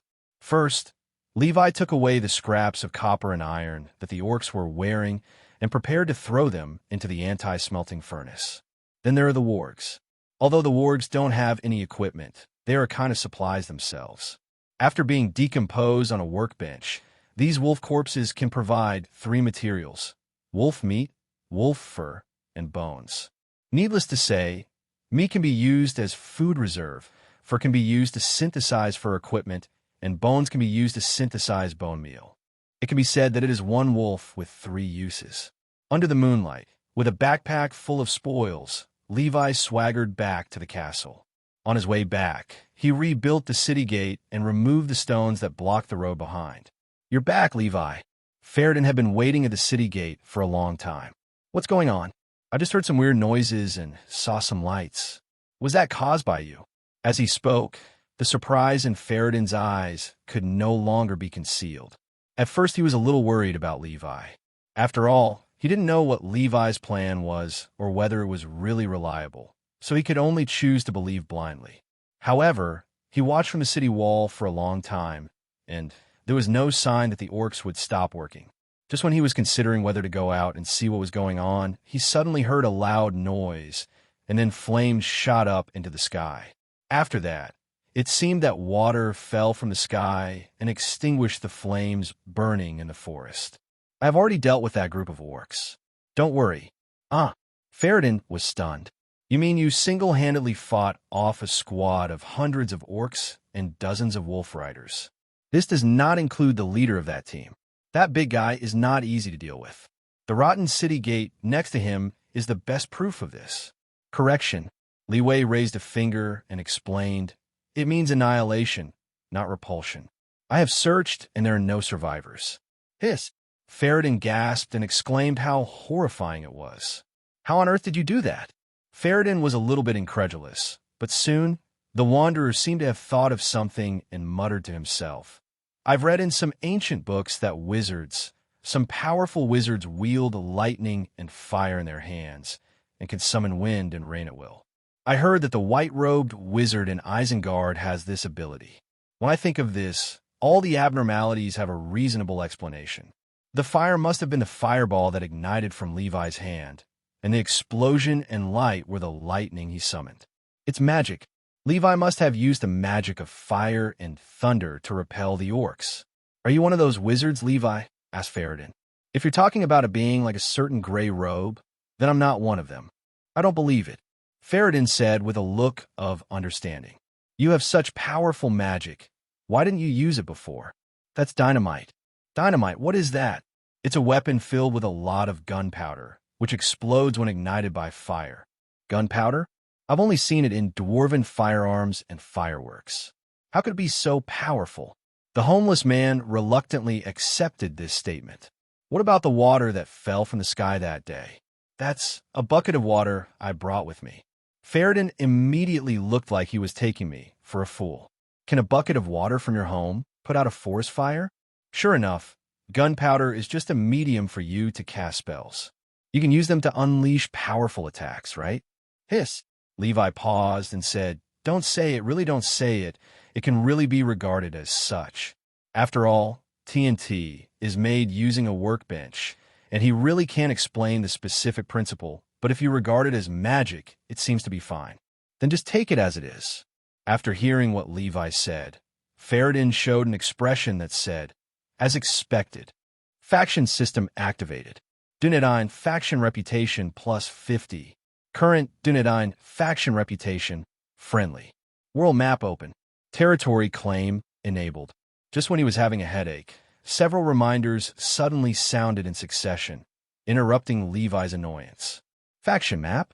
A new mod unlocked? Without caring about anything else, Levi quickly opened the newly added function interface and took a quick look at the instructions. The first is the faction reputation system. When you do something beneficial to a certain faction, the corresponding faction will increase its reputation. However, reputation does not increase just by doing things. If Levi is too far away from the activity range of the corresponding camp, then that camp will not be able to know what Levi has done and will not be able to increase his reputation. For example, Levi is now within the range of the Dundane's activities, and there is a witness with him. Faradin watched Levi defeat a cavalry squad alone and directly provided Levi with a full reputation bonus, raising the reputation of the Dundane to friendly. But if Levi went alone to a remote corner of Mordor to attack the orcs, no matter how many attacks he carried out, as long as the matter did not get out and no one knew about it, he would not be able to increase his reputation. It will only deduct reputation with the Mordor faction. Faction reputation is not just an indicator. It also has some practical functions. Just like now, Levi's reputation in the Dundane camp has reached friendly, so all the Dundane he meets in the future will have an initial reputation with him that is friendly, and they will treat him as one of their own. After a preliminary understanding of the faction system, Levi turned his attention to the second function, World Map. The world map can record where Levi has been and mark which camps are active in the area, with absolute accuracy. However, Levi had not been to many places at this moment. The map only showed the area from the Shire to Bree, and then to Levi's castle. The rest of the place was shrouded in fog. After this battle, your deeds will be spread throughout this wilderness, Levi. The voice beside him brought Levi back to his senses. Faradin continued. You have solved a difficult problem for us. It will take more than one night to solve this assembled team. On behalf of the free people of this land, I want to thank you. The vagrants were polite and paid tribute to Levi. Your help is indispensable. If it weren't for your timely information, I might have been caught off guard and might even have had to abandon the castle and flee in disgrace. Levi nodded. I have to thank you too, Faradin. This was not flattery, but the truth. If he faced this team directly without prior preparation, he might really fail. After all, the wolf's jumping ability was enough to allow him to cross the wall that had been built casually before. My pleasure. From today on, Faradin, you or your people do not need permission to enter my castle. You can come in and out at will, and use the supplies inside. This is my small reward. Thank you very much. I will remember this friendship. Faradin did not refuse. Such a solid fortress would be of great help even if it could only be used occasionally to rest. Dunedain camp reputation plus 10. A line of prompts pops up. This brother is an honest man, and he really deserves the reputation. But speaking of it, Levi suddenly thought of the elite orc with 40 health points. On a whim, he looked directly above Faradin's head. A line of blood bars popped out. 25, 25. 25 drops of blood. The average lifespan of the Dundane is several hundred years, and their vitality is naturally stronger than that of humans. It is expected that their health limit is higher. If you think about it this way, the elite orc who emerge from the pile of orcs with an average health of more than 10 points should have some ogre blood. Otherwise, the skin would not be so thick. I shook my head and let go of my thoughts. It was late at night. After a night of nerve-wracking battles, sneak attacks, Levi felt a little tired, so he said hello and went to rest. When he woke up the next morning, he found that Ferrodin was gone. Only a set of armor left in the guest room indicated that he had indeed been there. He did not take away the armor Levi gave him. This guy. Levi shook his head and suddenly remembered that he seemed to have opened another system yesterday, but he was interrupted by Ferrodin before he had time to check it, and he forgot about it all of a sudden. Territory claim. You can claim an unclaimed building area as your territory. Every time you level up 10 times, you can get a territory claim quota. The current number of territories that can be claimed is 0/3. This territory claim reminded Levi of a module called Utilities, which also allows one to claim a certain amount of territory, which is very convenient. Without saying a word, Levi declared the castle he built under his feet as his first territory. Please confirm the name of the territory. Levi thought about it and realized that his castle was located in a wilderness area not too far from the main road, so let's call it Roadside Fort. The territory Roadside Fort was successfully created. After creating the territory, Levi always felt that something was missing. After thinking about it, he made a sign and hung it at the city gate. Carved the 3 words Libyan Bayo on it. Well, perfect. From now on, the area within the walls of Roadside Fort is considered Levi's territory. According to the instructions, within one's own territory, storage blocks, such as boxes, are protected. Without one's permission, others cannot open or destroy them, let alone move them away. This is just the most basic protection of permanent territorial property. In addition, within the territory, Levi can also summon iron golems and snow golems. Yes, Levi is now certain that he can only summon puppets within his own territory, and the puppets cannot leave the territory. Levi sighed. Ugh, the plan in my mind to summon an army of iron golems to invade Mordor failed before it even began. But it's better this way. At least when I leave the base, I don't have to worry about this place being occupied by orcs or bandits. In this way, a big problem has been solved, and I can go out and travel without any worries. After understanding the functions of the newly unlocked module, Levi immediately wanted to summon a few iron golems to see what this powerful helper with 100 health points looked like. Would it be square, or would it have patterns like iron armor that would be closer to the realistic style? However, after searching through all the boxes, Levi was unable to find an important ingredient: pumpkin. Yes, during this period of time, Levi only planted one crop, which was wheat.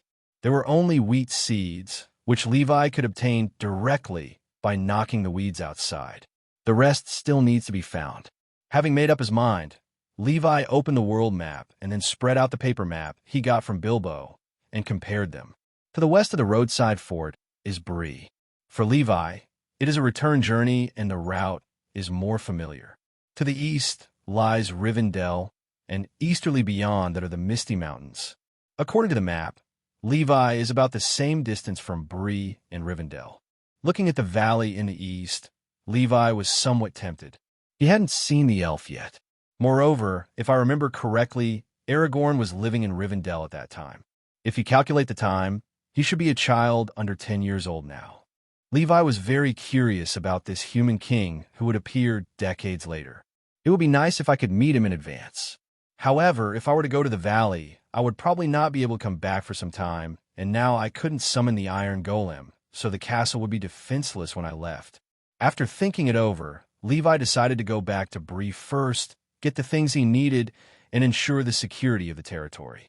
Levi left a sign at the gate of the castle with the words, "Temporarily out," engraved on it. After taking several sets of food, as well as preparing all his equipment and tools, he set out on the road and headed west. Compared to the trip here, the trip back was much easier this time. Firstly, We were familiar with the road conditions after having walked there once, and, secondly, there was plenty of food. The third point is that Levi has a world map, so he can check his location at any time and calculate how long it will take to reach his destination. Apart from the boring process of rushing, there were no other obstacles along the way. Levi arrived at the gate of Bree smoothly and was questioned by the guard. However, this time, the guard attitude surprised Levi. At the gate, the guard opened the small wooden window and glanced at Levi, but without asking any questions, he just opened the door and motioned for him to come in. At the same time, he also said, "Welcome, friend. How was the traffic condition recently?" Levi was stunned for a moment, then replied, "Not bad. It went smoothly, and I didn't encounter any obstacles on the way." "That's good." The guard nodded and went back to sit down. Levi was walking on the road, deep in thought. Suddenly, he opened the camp interface and checked Bree. Bree, regional reputation, 34, friendly. Source, kill the bandits and annihilate the Oak Squad. So that's how it is. Although the reputation module was unlocked relatively late, what I did before was not forgotten. When the reputation value starts at 10, the faction's attitude will become friendly. If you want to unlock higher level achievements, you need more reputation. Levi took a quick look and found that the reputation required for the next stage is 100 points. Without thinking too much, Levi focused on the main purpose of his visit to Bree. Go shopping and buy things you can't get yourself. For example, seeds of crops such as pumpkin, potato, and radish. Also, Levi wanted to buy a horse for transportation. After all, people can't run as fast as horses. Although in terms of endurance, Levi is definitely better than Ma. After all, he doesn't need to stop to eat, and his fuel consumption per 100 kilometers is half a pack of jerky. But running by himself all the time is not a good thing. He gets tired of running. After determining his goal, Levi first went to the leaping horse and to book a room, and then went straight to the owner to ask if he could help him get 2 good horses. Perhaps it was because of his reputation, or perhaps it was because Levi was still generous this time. The boss agreed to Levi's commission immediately and stated that he would bring the 2 best horses in Bree as soon as possible. Although he said so, Levi didn't know how short this so-called shortest time would be, so he could only wait. After checking in and having a hearty meal at the inn, Levi immediately went out and asked around where he could buy vegetables. With the bonus of friendly reputation, the process went smoothly. He just asked a few casual questions, and the townspeople passing by told him the locations of the markets and vegetable shops from east to west in Bree. Following the instructions of the enthusiastic townspeople, Levi quickly found a farm. "Welcome, sir. What can I do for you?" The farmer received us warmly.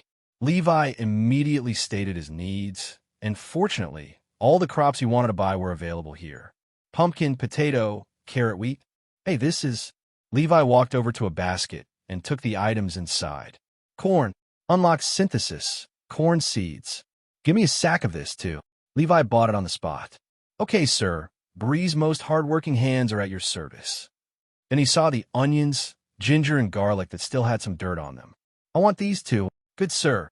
After one round of transactions, Levi spent all the silver dollars he had, including the black and silver coins looted from the orc team. The attentive farmer was all smiles. Today's business was really good. This gentleman really didn't take money seriously. He didn't even talk about the price. If he took a fancy to a crop, he would buy a large amount of it in bulk with a wave of his hand. "Welcome to come again next time." "I guess there won't be a next time," Levi replied in his heart. "I will show you right away what the MC farming speed is. Have you seen wheat that matures in a few days?" Leaving the farm and looking at the sacks of crops in his backpack, Levi felt that he had reaped a great deal. The only pity is that there doesn't seem to be any watermelons grown here. When I think about it carefully, I have never seen one. Now that all the crops have been collected, all we have to do now is wait for the innkeeper to bring the promised horse over, and then we can go home. The seeds of crops can be synthesized on a workbench. After synthesis on the workbench, the crops can be directly turned into seeds with MC characteristics. However, Levi had never tried to breed animals. In the desolate area of Roadside Fort, he could only occasionally find a few bison, and they could not be brought back. The most they could do with them was to chop them down and eat their meat. This time, Levi bought 2 horses directly, and he also planned to take them back to try to see if he could breed MC specialty horses from them. But before that, breeding horses in MC requires gold. At the very least, you need 2 golden carrots. But gold mines are very difficult to dig. Levi spent more than a month digging in the veins near Roadside Fort, but didn't see any. There is no choice but to find a new place. The first thing Levi thought of was the blacksmith shop, and following the location in his memory, he came to a familiar place again. "What's the guest, Oh, it's you, hello. Is there anything I can help you with?" The blacksmith greeted him, obviously recognizing Levi. "I'm honored that you still remember me." "Of course I remember, sir. I heard that an adventurer who passed through Bree not only single-handedly dealt with a group of bandits who blocked the road, but also killed a group of orcs and wargs." As he spoke, the blacksmith put down his work, quietly approached Levi, and asked mysteriously, "They say you can do magic. Is that true?" Seeing that the topic had gone off the topic, Levi quickly stopped it. "Stop, brother blacksmith. Let's not talk about this for now. I came here to buy some materials from you. I wonder if you have any." Seeing the other party mention business, the blacksmith also put away his gossiping thoughts and asked, "What do you need? Just tell me. Times are different now. Your actions have proved that you are not a gangster. If it is now, it is not impossible for you to buy weapons." Levi shook his head. "No, I want to ask, do you have any gold here? I want to buy some." The blacksmith raised his head tactically on the spot. "I'm a blacksmith, not a goldsmith, sir." "Well, it looks like there's no hope." Just as Levi sighed and was about to leave, a familiar place, a familiar location, and a familiar voice. Suddenly, a man appeared from behind a fence and said, "Hey, Mr. Adventurer, I just heard what you wanted to buy. Get out of here. You stinky rag collector, stay away from me."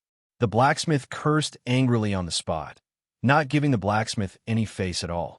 Such a familiar scene. Have I seen it somewhere before? When Levi turned his head, he saw a mean face. William, the odd lottery merchant.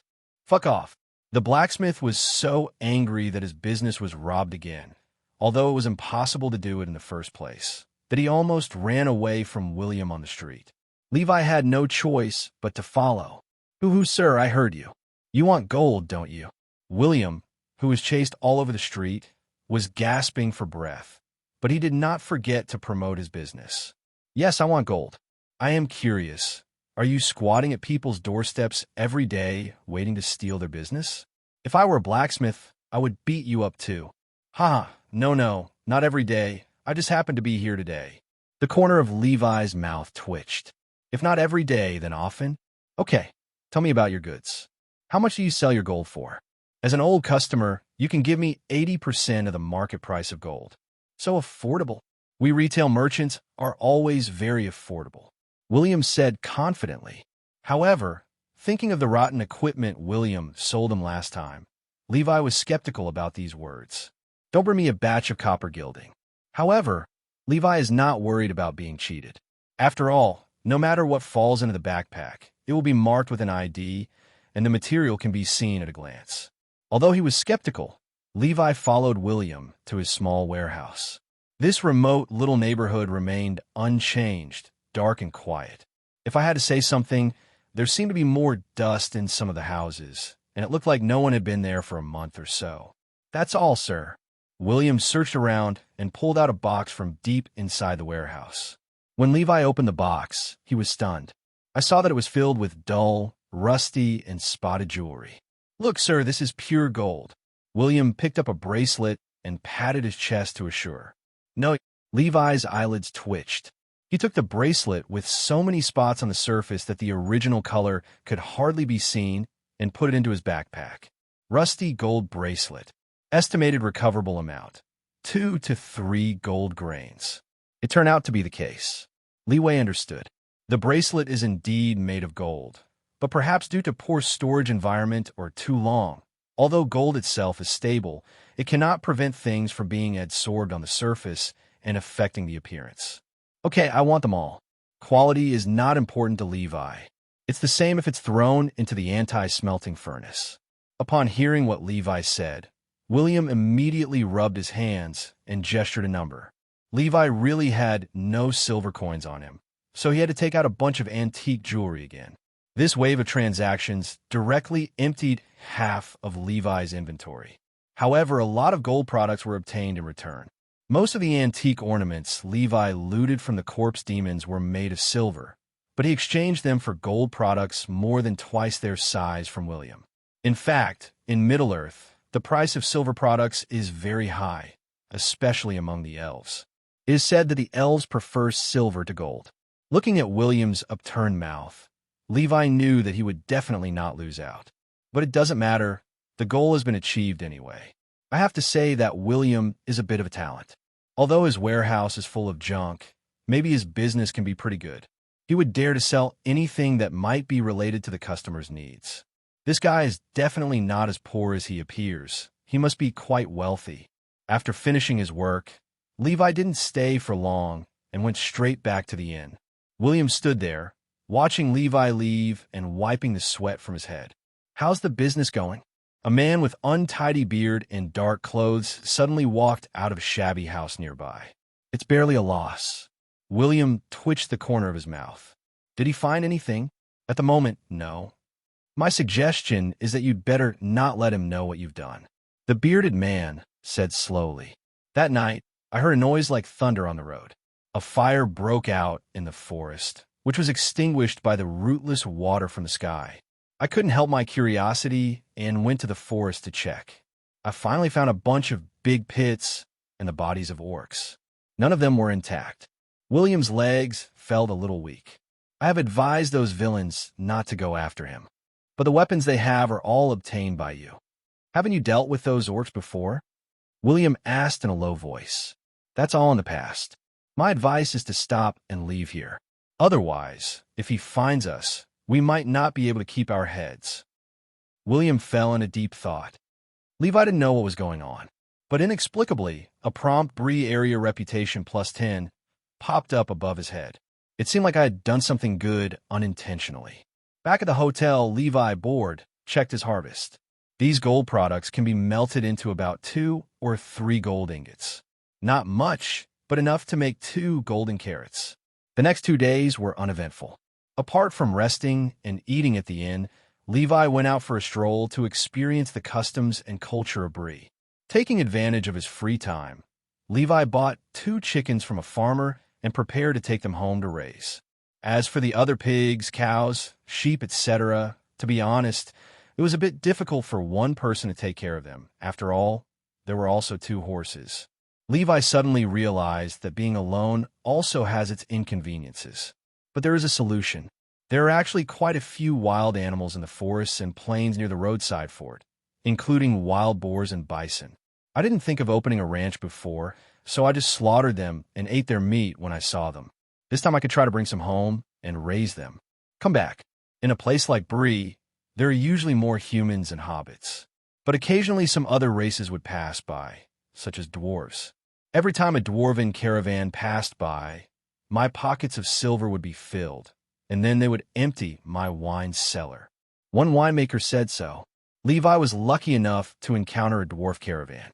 Out of curiosity, he took a look and found that there was either wine or some metal tools.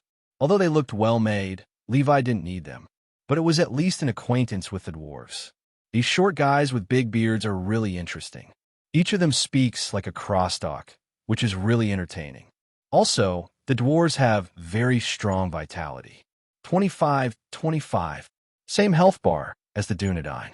Although the dwarf merchant Levi was chatting with asked him whether he wanted to buy goods, almost every other sentence, Levi didn't buy anything after chatting for a long time. Finally, I returned to the inn with the dwarf brother looking at me with a glare on his face. As soon as we got back to the inn, the bartender came up to us. "Sir, the horses you requested are ready." "Okay, let me see." When we arrived at the manger, we saw 2 horses that looked quite energetic. Levi took a look, and the relevant information was immediately displayed on the horse. 26 maximum speed, 11 meters per second. 24 maximum speed, 10 meters per second. To be honest, both of these horses are a bit average, but it's okay as a means of transportation. Now everything is ready and you can go home. However, The moment he took the leash, Levi suddenly thought of a question. He can't ride a horse. However, this problem did not bother Levi for long. Under the gaze of the bartender, Levi gritted his teeth and stumbled onto the horse. He could see from the corner of his eye that the bartender wanted to lend a hand to help several times. However, the moment he successfully got on the horse, Levi immediately felt a familiar feeling. This feeling is similar to cooking. When Levi wanted to take action, the horse under his crotch seemed to be in tune with his thoughts. As soon as Levi thought about it, the horse would immediately take corresponding action.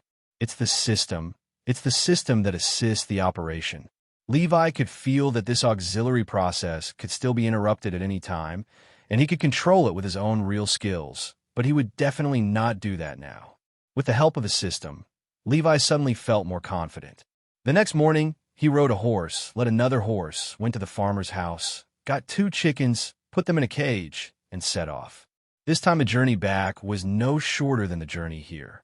Although the horses ran faster than Levi, they still needed to rest and be fed with grass. Levi also breathed a sigh of relief when he saw the roadside fort. There were no signs that the city gate had been tampered with, so it seemed that this period of time had been relatively peaceful.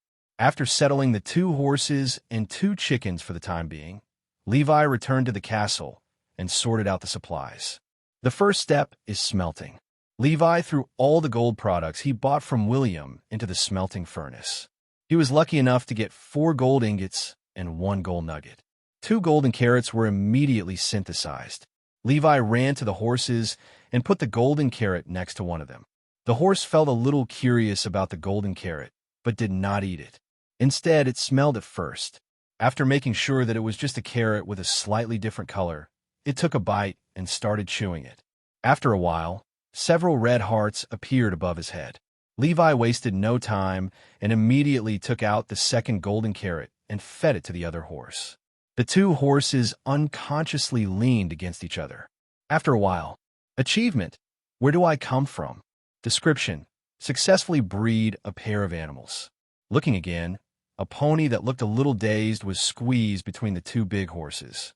One of the big horses seemed to be frightened by the sudden appearance of the pony. It opened its eyes wide and ran back several steps.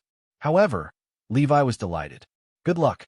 This pony has a speed of 11 and has inherited the genes of the fastest horse. The health point is 26 points. While the 2 horses were looking at their children who had appeared out of nowhere in amazement, Levi took out 2 chickens and fed them wheat seeds. After a while, a chick with eyes full of wisdom was born.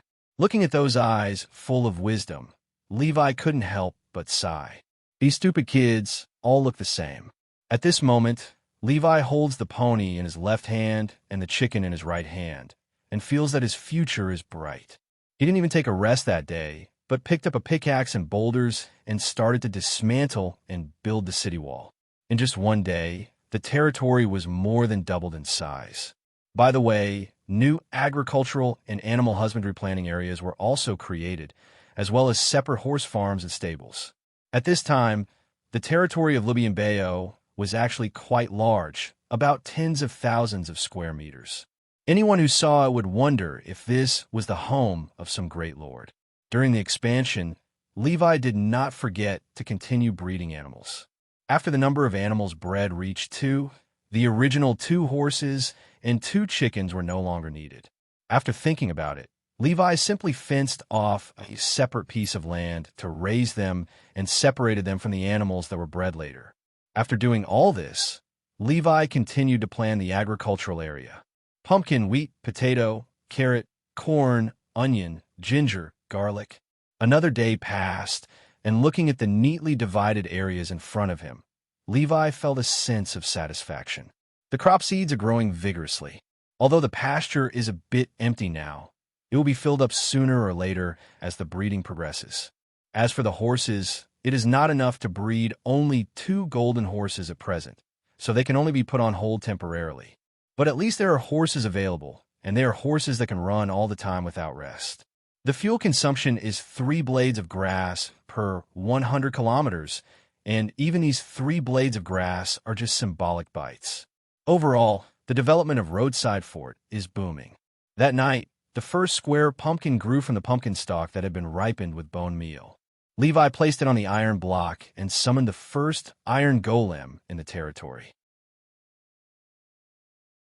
When the iron block and the pumpkin merged together the moment they came into contact, transforming into a long-armed iron giant over 3 meters tall with moss and vines all over its body. Unlike the blocks in the game, this iron golem is also closer to the real style, looking rounder, but the silly look remains the same. Once summoned, the iron golem begins to wander around the territory and patrol. The iron golem's method of searching for enemies is very simple. Beat those with malicious intent, and don't beat those without malicious intent. One day later, 20 more iron golems appeared in the castle. With so many iron golems guarding, a small team of less than 100 people can easily deal with them. Even if hundreds of orcs come, they can still fight back. It can be said that the security of the territory has been initially guaranteed.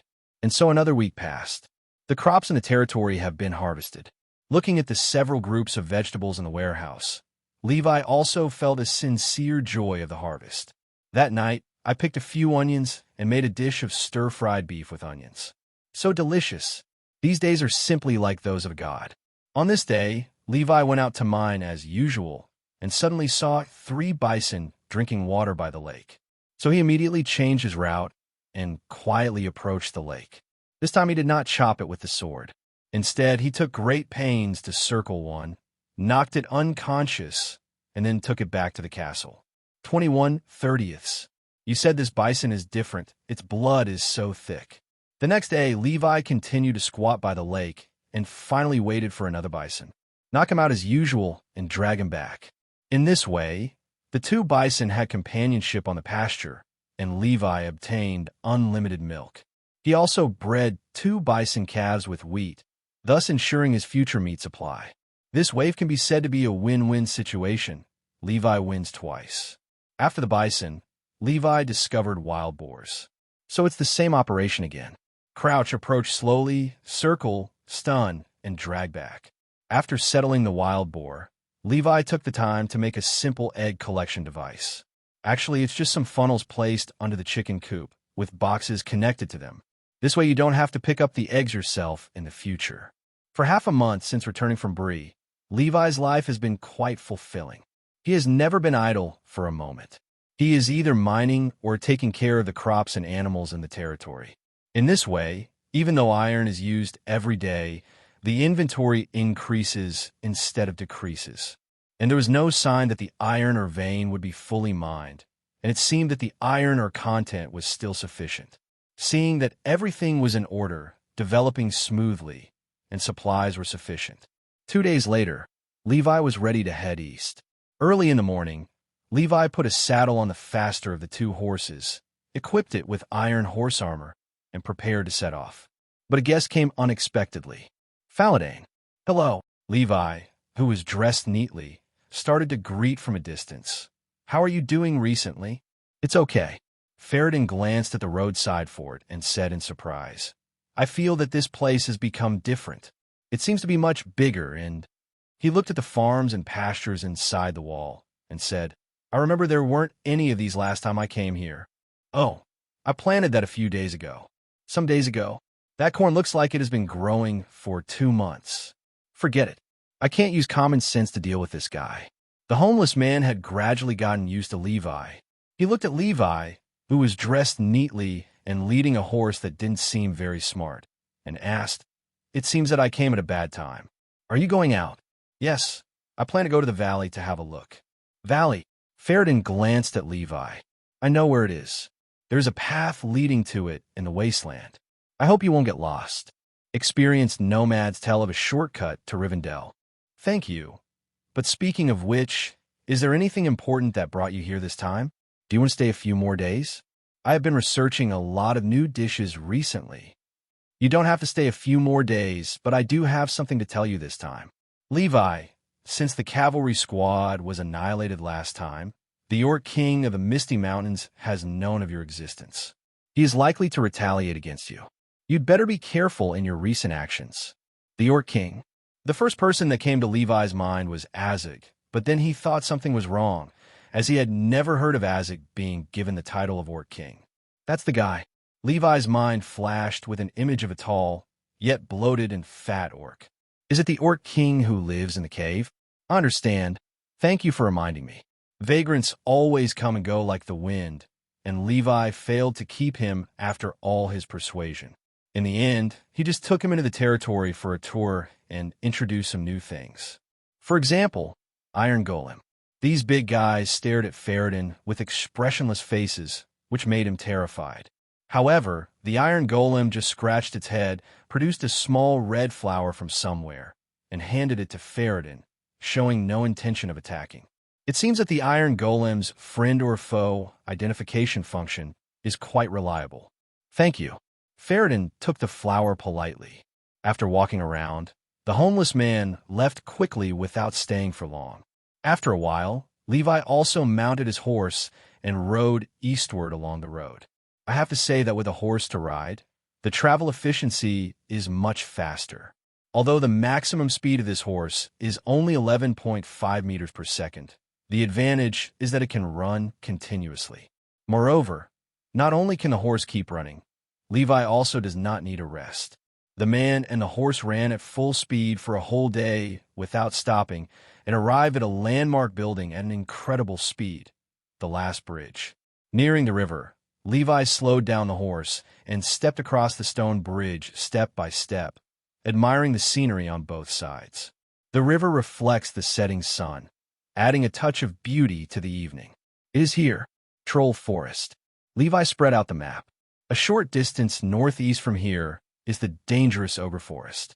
It is called the Troll Forest because there are a large number of trolls from the eastern Eden Wastes and Misty Mountains gathered there. There are more than just 3 trolls in this forest. Levi didn't know where the 3 trolls who were going to capture Bilbo in the future lived, but that didn't stop him from going in and taking a look out of curiosity. If you can find it, that would be the best, and replenish your own piggy bank. If not, just treat it as a trip. Although the scenery here is not that great. After making up his mind, Levi dug a large hole in the ground next to the bridge, temporarily stored the horse in it, and sealed the hole. Thanks to riding a horse, Levi had hardly consumed any food in the past 2 days and now had sufficient reserves. After making sure it was safe to leave the horse here, Levi ran towards the northeast without wasting a moment. The sunset is fleeting. Night arrives. A slight breeze blew by, but failed to move Levi at all. Brush. After pushing aside a bush and seeing a panicked hare inside, Levi left with disappointment again. We have been searching for half the night since we entered the forest, but still haven't found any trace of the ogre. If others saw this, they would definitely think that Levi was crazy. Levi took the initiative to look for things that normal passersby would avoid, and the key is that he couldn't find it no matter what. What? You all hid when you saw me coming? Suddenly, there was a movement in the bushes behind Levi, and a black shadow jumped out from them, raised the knife in his hand, and slashed towards Levi. Aha, look what I found. Brush. In an instant, Levi drew out his sword, jumped up, and slashed backwards. Critical hit. God. The sound disappeared suddenly. Then he looked at the body on the ground. Oak. Levi immediately became alert. These guys were not the type to act alone. These orcs were like cockroaches. The appearance of one meant there must be a bunch of them nearby. But fortunately, this one was killed by myself as soon as it appeared, so it will probably not attract support from nearby. However, when the smell of blood began to spread, it was destined to be a restless night. Ow! The wolf began to howl. The sound was almost right next to his ear. Levi's hair stood on end. He immediately opened his backpack and put on his armor in an instant. Swipe and pull. Wolves leaped out one after another, and the one in the front opened its bloody mouth and pounced directly at Levi. It can be imagined that if the bite is solid, the power will be no less than being chopped by a machete. Boom! However, the next moment, a wooden square shield with an iron edge appeared. Caught off guard, the most ferocious wolf slammed into it. The shield did not move at all, but the recoil made the wolf dizzy. It was destined to have no time to relax. Levi seized the opportunity and slashed at its head with a sword. The wolf howled and fell to the ground. The critical hit of this sword reduced most of its health bar. The wolves pounced on him one after another. Levi held a shield in his hand and fought and retreated. While facing the simultaneous attacks of 7 or 8 wolves from all directions, he did not forget to give the wolves on the ground one more blow. As long as the shield still has durability, these wolves can hardly hurt Levi. Obviously, their attacks are not powerful enough to cause the shield-breaking effect. Boom! Levi blocked a wolf with his shield, turned around, and chopped at the other one. The speed was so fast that even a wolf as agile as it could not dodge it. However, as he turned around, a wolf immediately came up from behind, opened its mouth wide, and bit his kidney hard. Levi just felt like being pricked by a needle in his waist. This move had obviously been prepared for a long time, just waiting for Levi to reveal a flaw. 24. However, the damage is not high. It bit the thickest part of the claws. However, Levi almost forgot that his enemies included more than just the wolves. Silently on a rock behind the pack, an orc drew his bow and took aim. Brush! An arrow struck. Boom! Levi felt his brain shake. The orc archer smiled grimly and looked very proud. The arrow hit Levi's head accurately, and even seemed to penetrate the silver iron helmet and go straight in. Headshot. But what happened next frightened the orc so much that he could hardly hold his bow. Levi calmly pulled out the bloody arrow from his head and took a deep look at the position of the oak archer. 24. This arrow caused great damage. If it weren't for the protection of the armor, it would have been enough to take half of Levi's life. But it's of no use. The satiety levels slowly decreased, and the health volume increased rapidly. In almost the blink of an eye, the health bar was full again. Ignoring the archer, Levi raised his sword and fought with the wargs again, killing and splashing blood along the way. Oak was shocked to find that so many wargs could not deal with just one person. The wolf had clearly bitten him, and he was indeed injured, but why was he not dead? The archer wanted to launch another sneak attack, but was blocked by the big shield every time. The man would rather be bitten by the wolf than use the shield to protect against his arrows. It didn't take long. Levi gnawed on beef jerky, stepped on the wolf corpses on the ground, and rushed towards the archer's position. Brush! Call! After the battle, Levi did not stay there, but simply looted the spoils and left. However, one of them caught Levi's attention. It was a bow with a unique shape that I had never seen before. Orc bow. Range damage plus 10%. Attack range plus 10%. It turned out to be a bow with special attributes. The last time I saw a special entry was on the dagger I got from the odd-number dealer. Levi picked up the bow and looked at it carefully. Compared with the ordinary wooden bow that Levi could make, the material used for this bow was obviously more advanced. The bow body actually felt a bit metallic, so the material was obviously good. I have to say, these orcs are quite something. He picked up an arrow from the ground and shot it. It felt quite good, and the arrow pierced the tree trunk immediately. In fact, this was Levi's first time using a bow. On the one hand, Levi couldn't find the cross line and couldn't make a bow himself.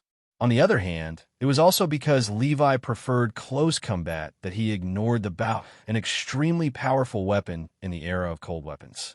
In fact, the orc team they encountered before also had quite a few archers, but after Levi bombed them with TNT, everything that needed to be broken was broken into pieces. The scene was extremely cruel, and there was nothing intact at all. Bow and arrow. When Levi drew the bow for the first time, he felt a familiar feeling. Yes, that's the taste. With the assistance of the system, the threshold for archery has been lowered very low. When Levi draws the bow, it is the most standard action. He does not have to worry about not being able to shoot like a novice.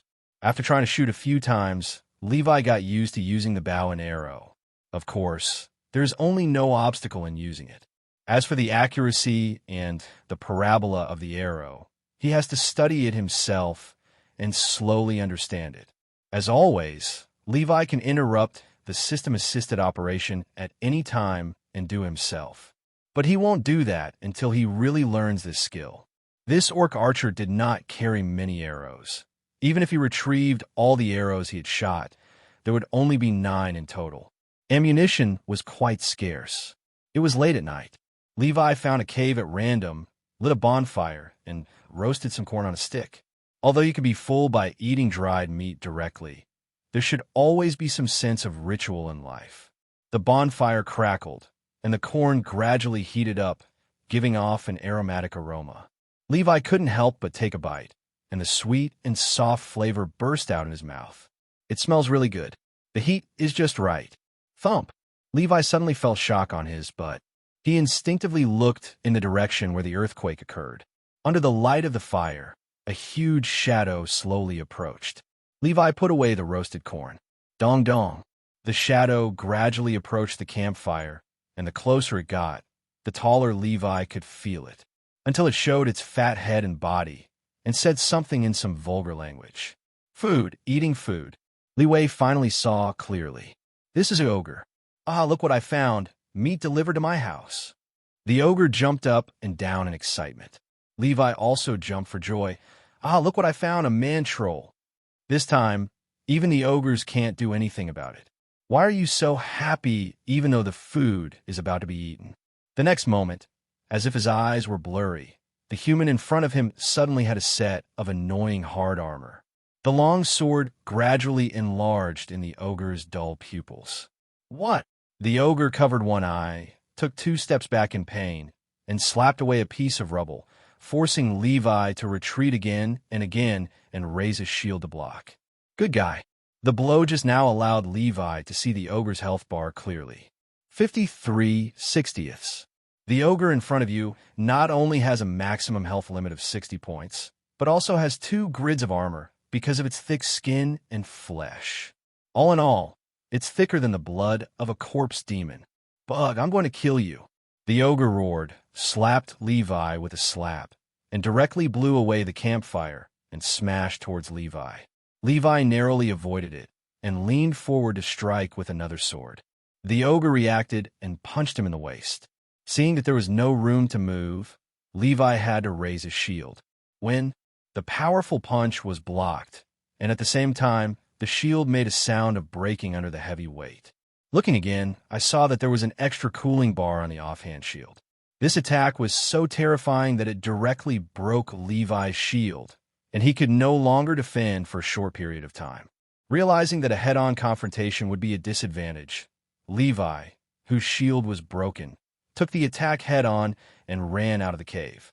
24. This is much more powerful than the mouth of a wolf. Levi ran out of the cave, took out a cobblestone, turned around, and blocked the entrance of the cave, his arms leaving afterimages. Damn it! The thick-skinned ogre banged the boulder with a bang. Under the impact of the huge force, cracks gradually appeared on the boulder, and it seemed that it would not last long. Levi fumbled for the bow from his backpack, gathered his strength, and shot it toward the hole prepared in advance. Whoosh! What? When a scream was heard, Levi knew that the arrow had worked. The arrow accurately shot into the ogre's neck and knocked out 8 drops of blood. Realizing that his life was in danger, the ogre did not even bother to smash the wall, but used one hand to protect his head and eyes.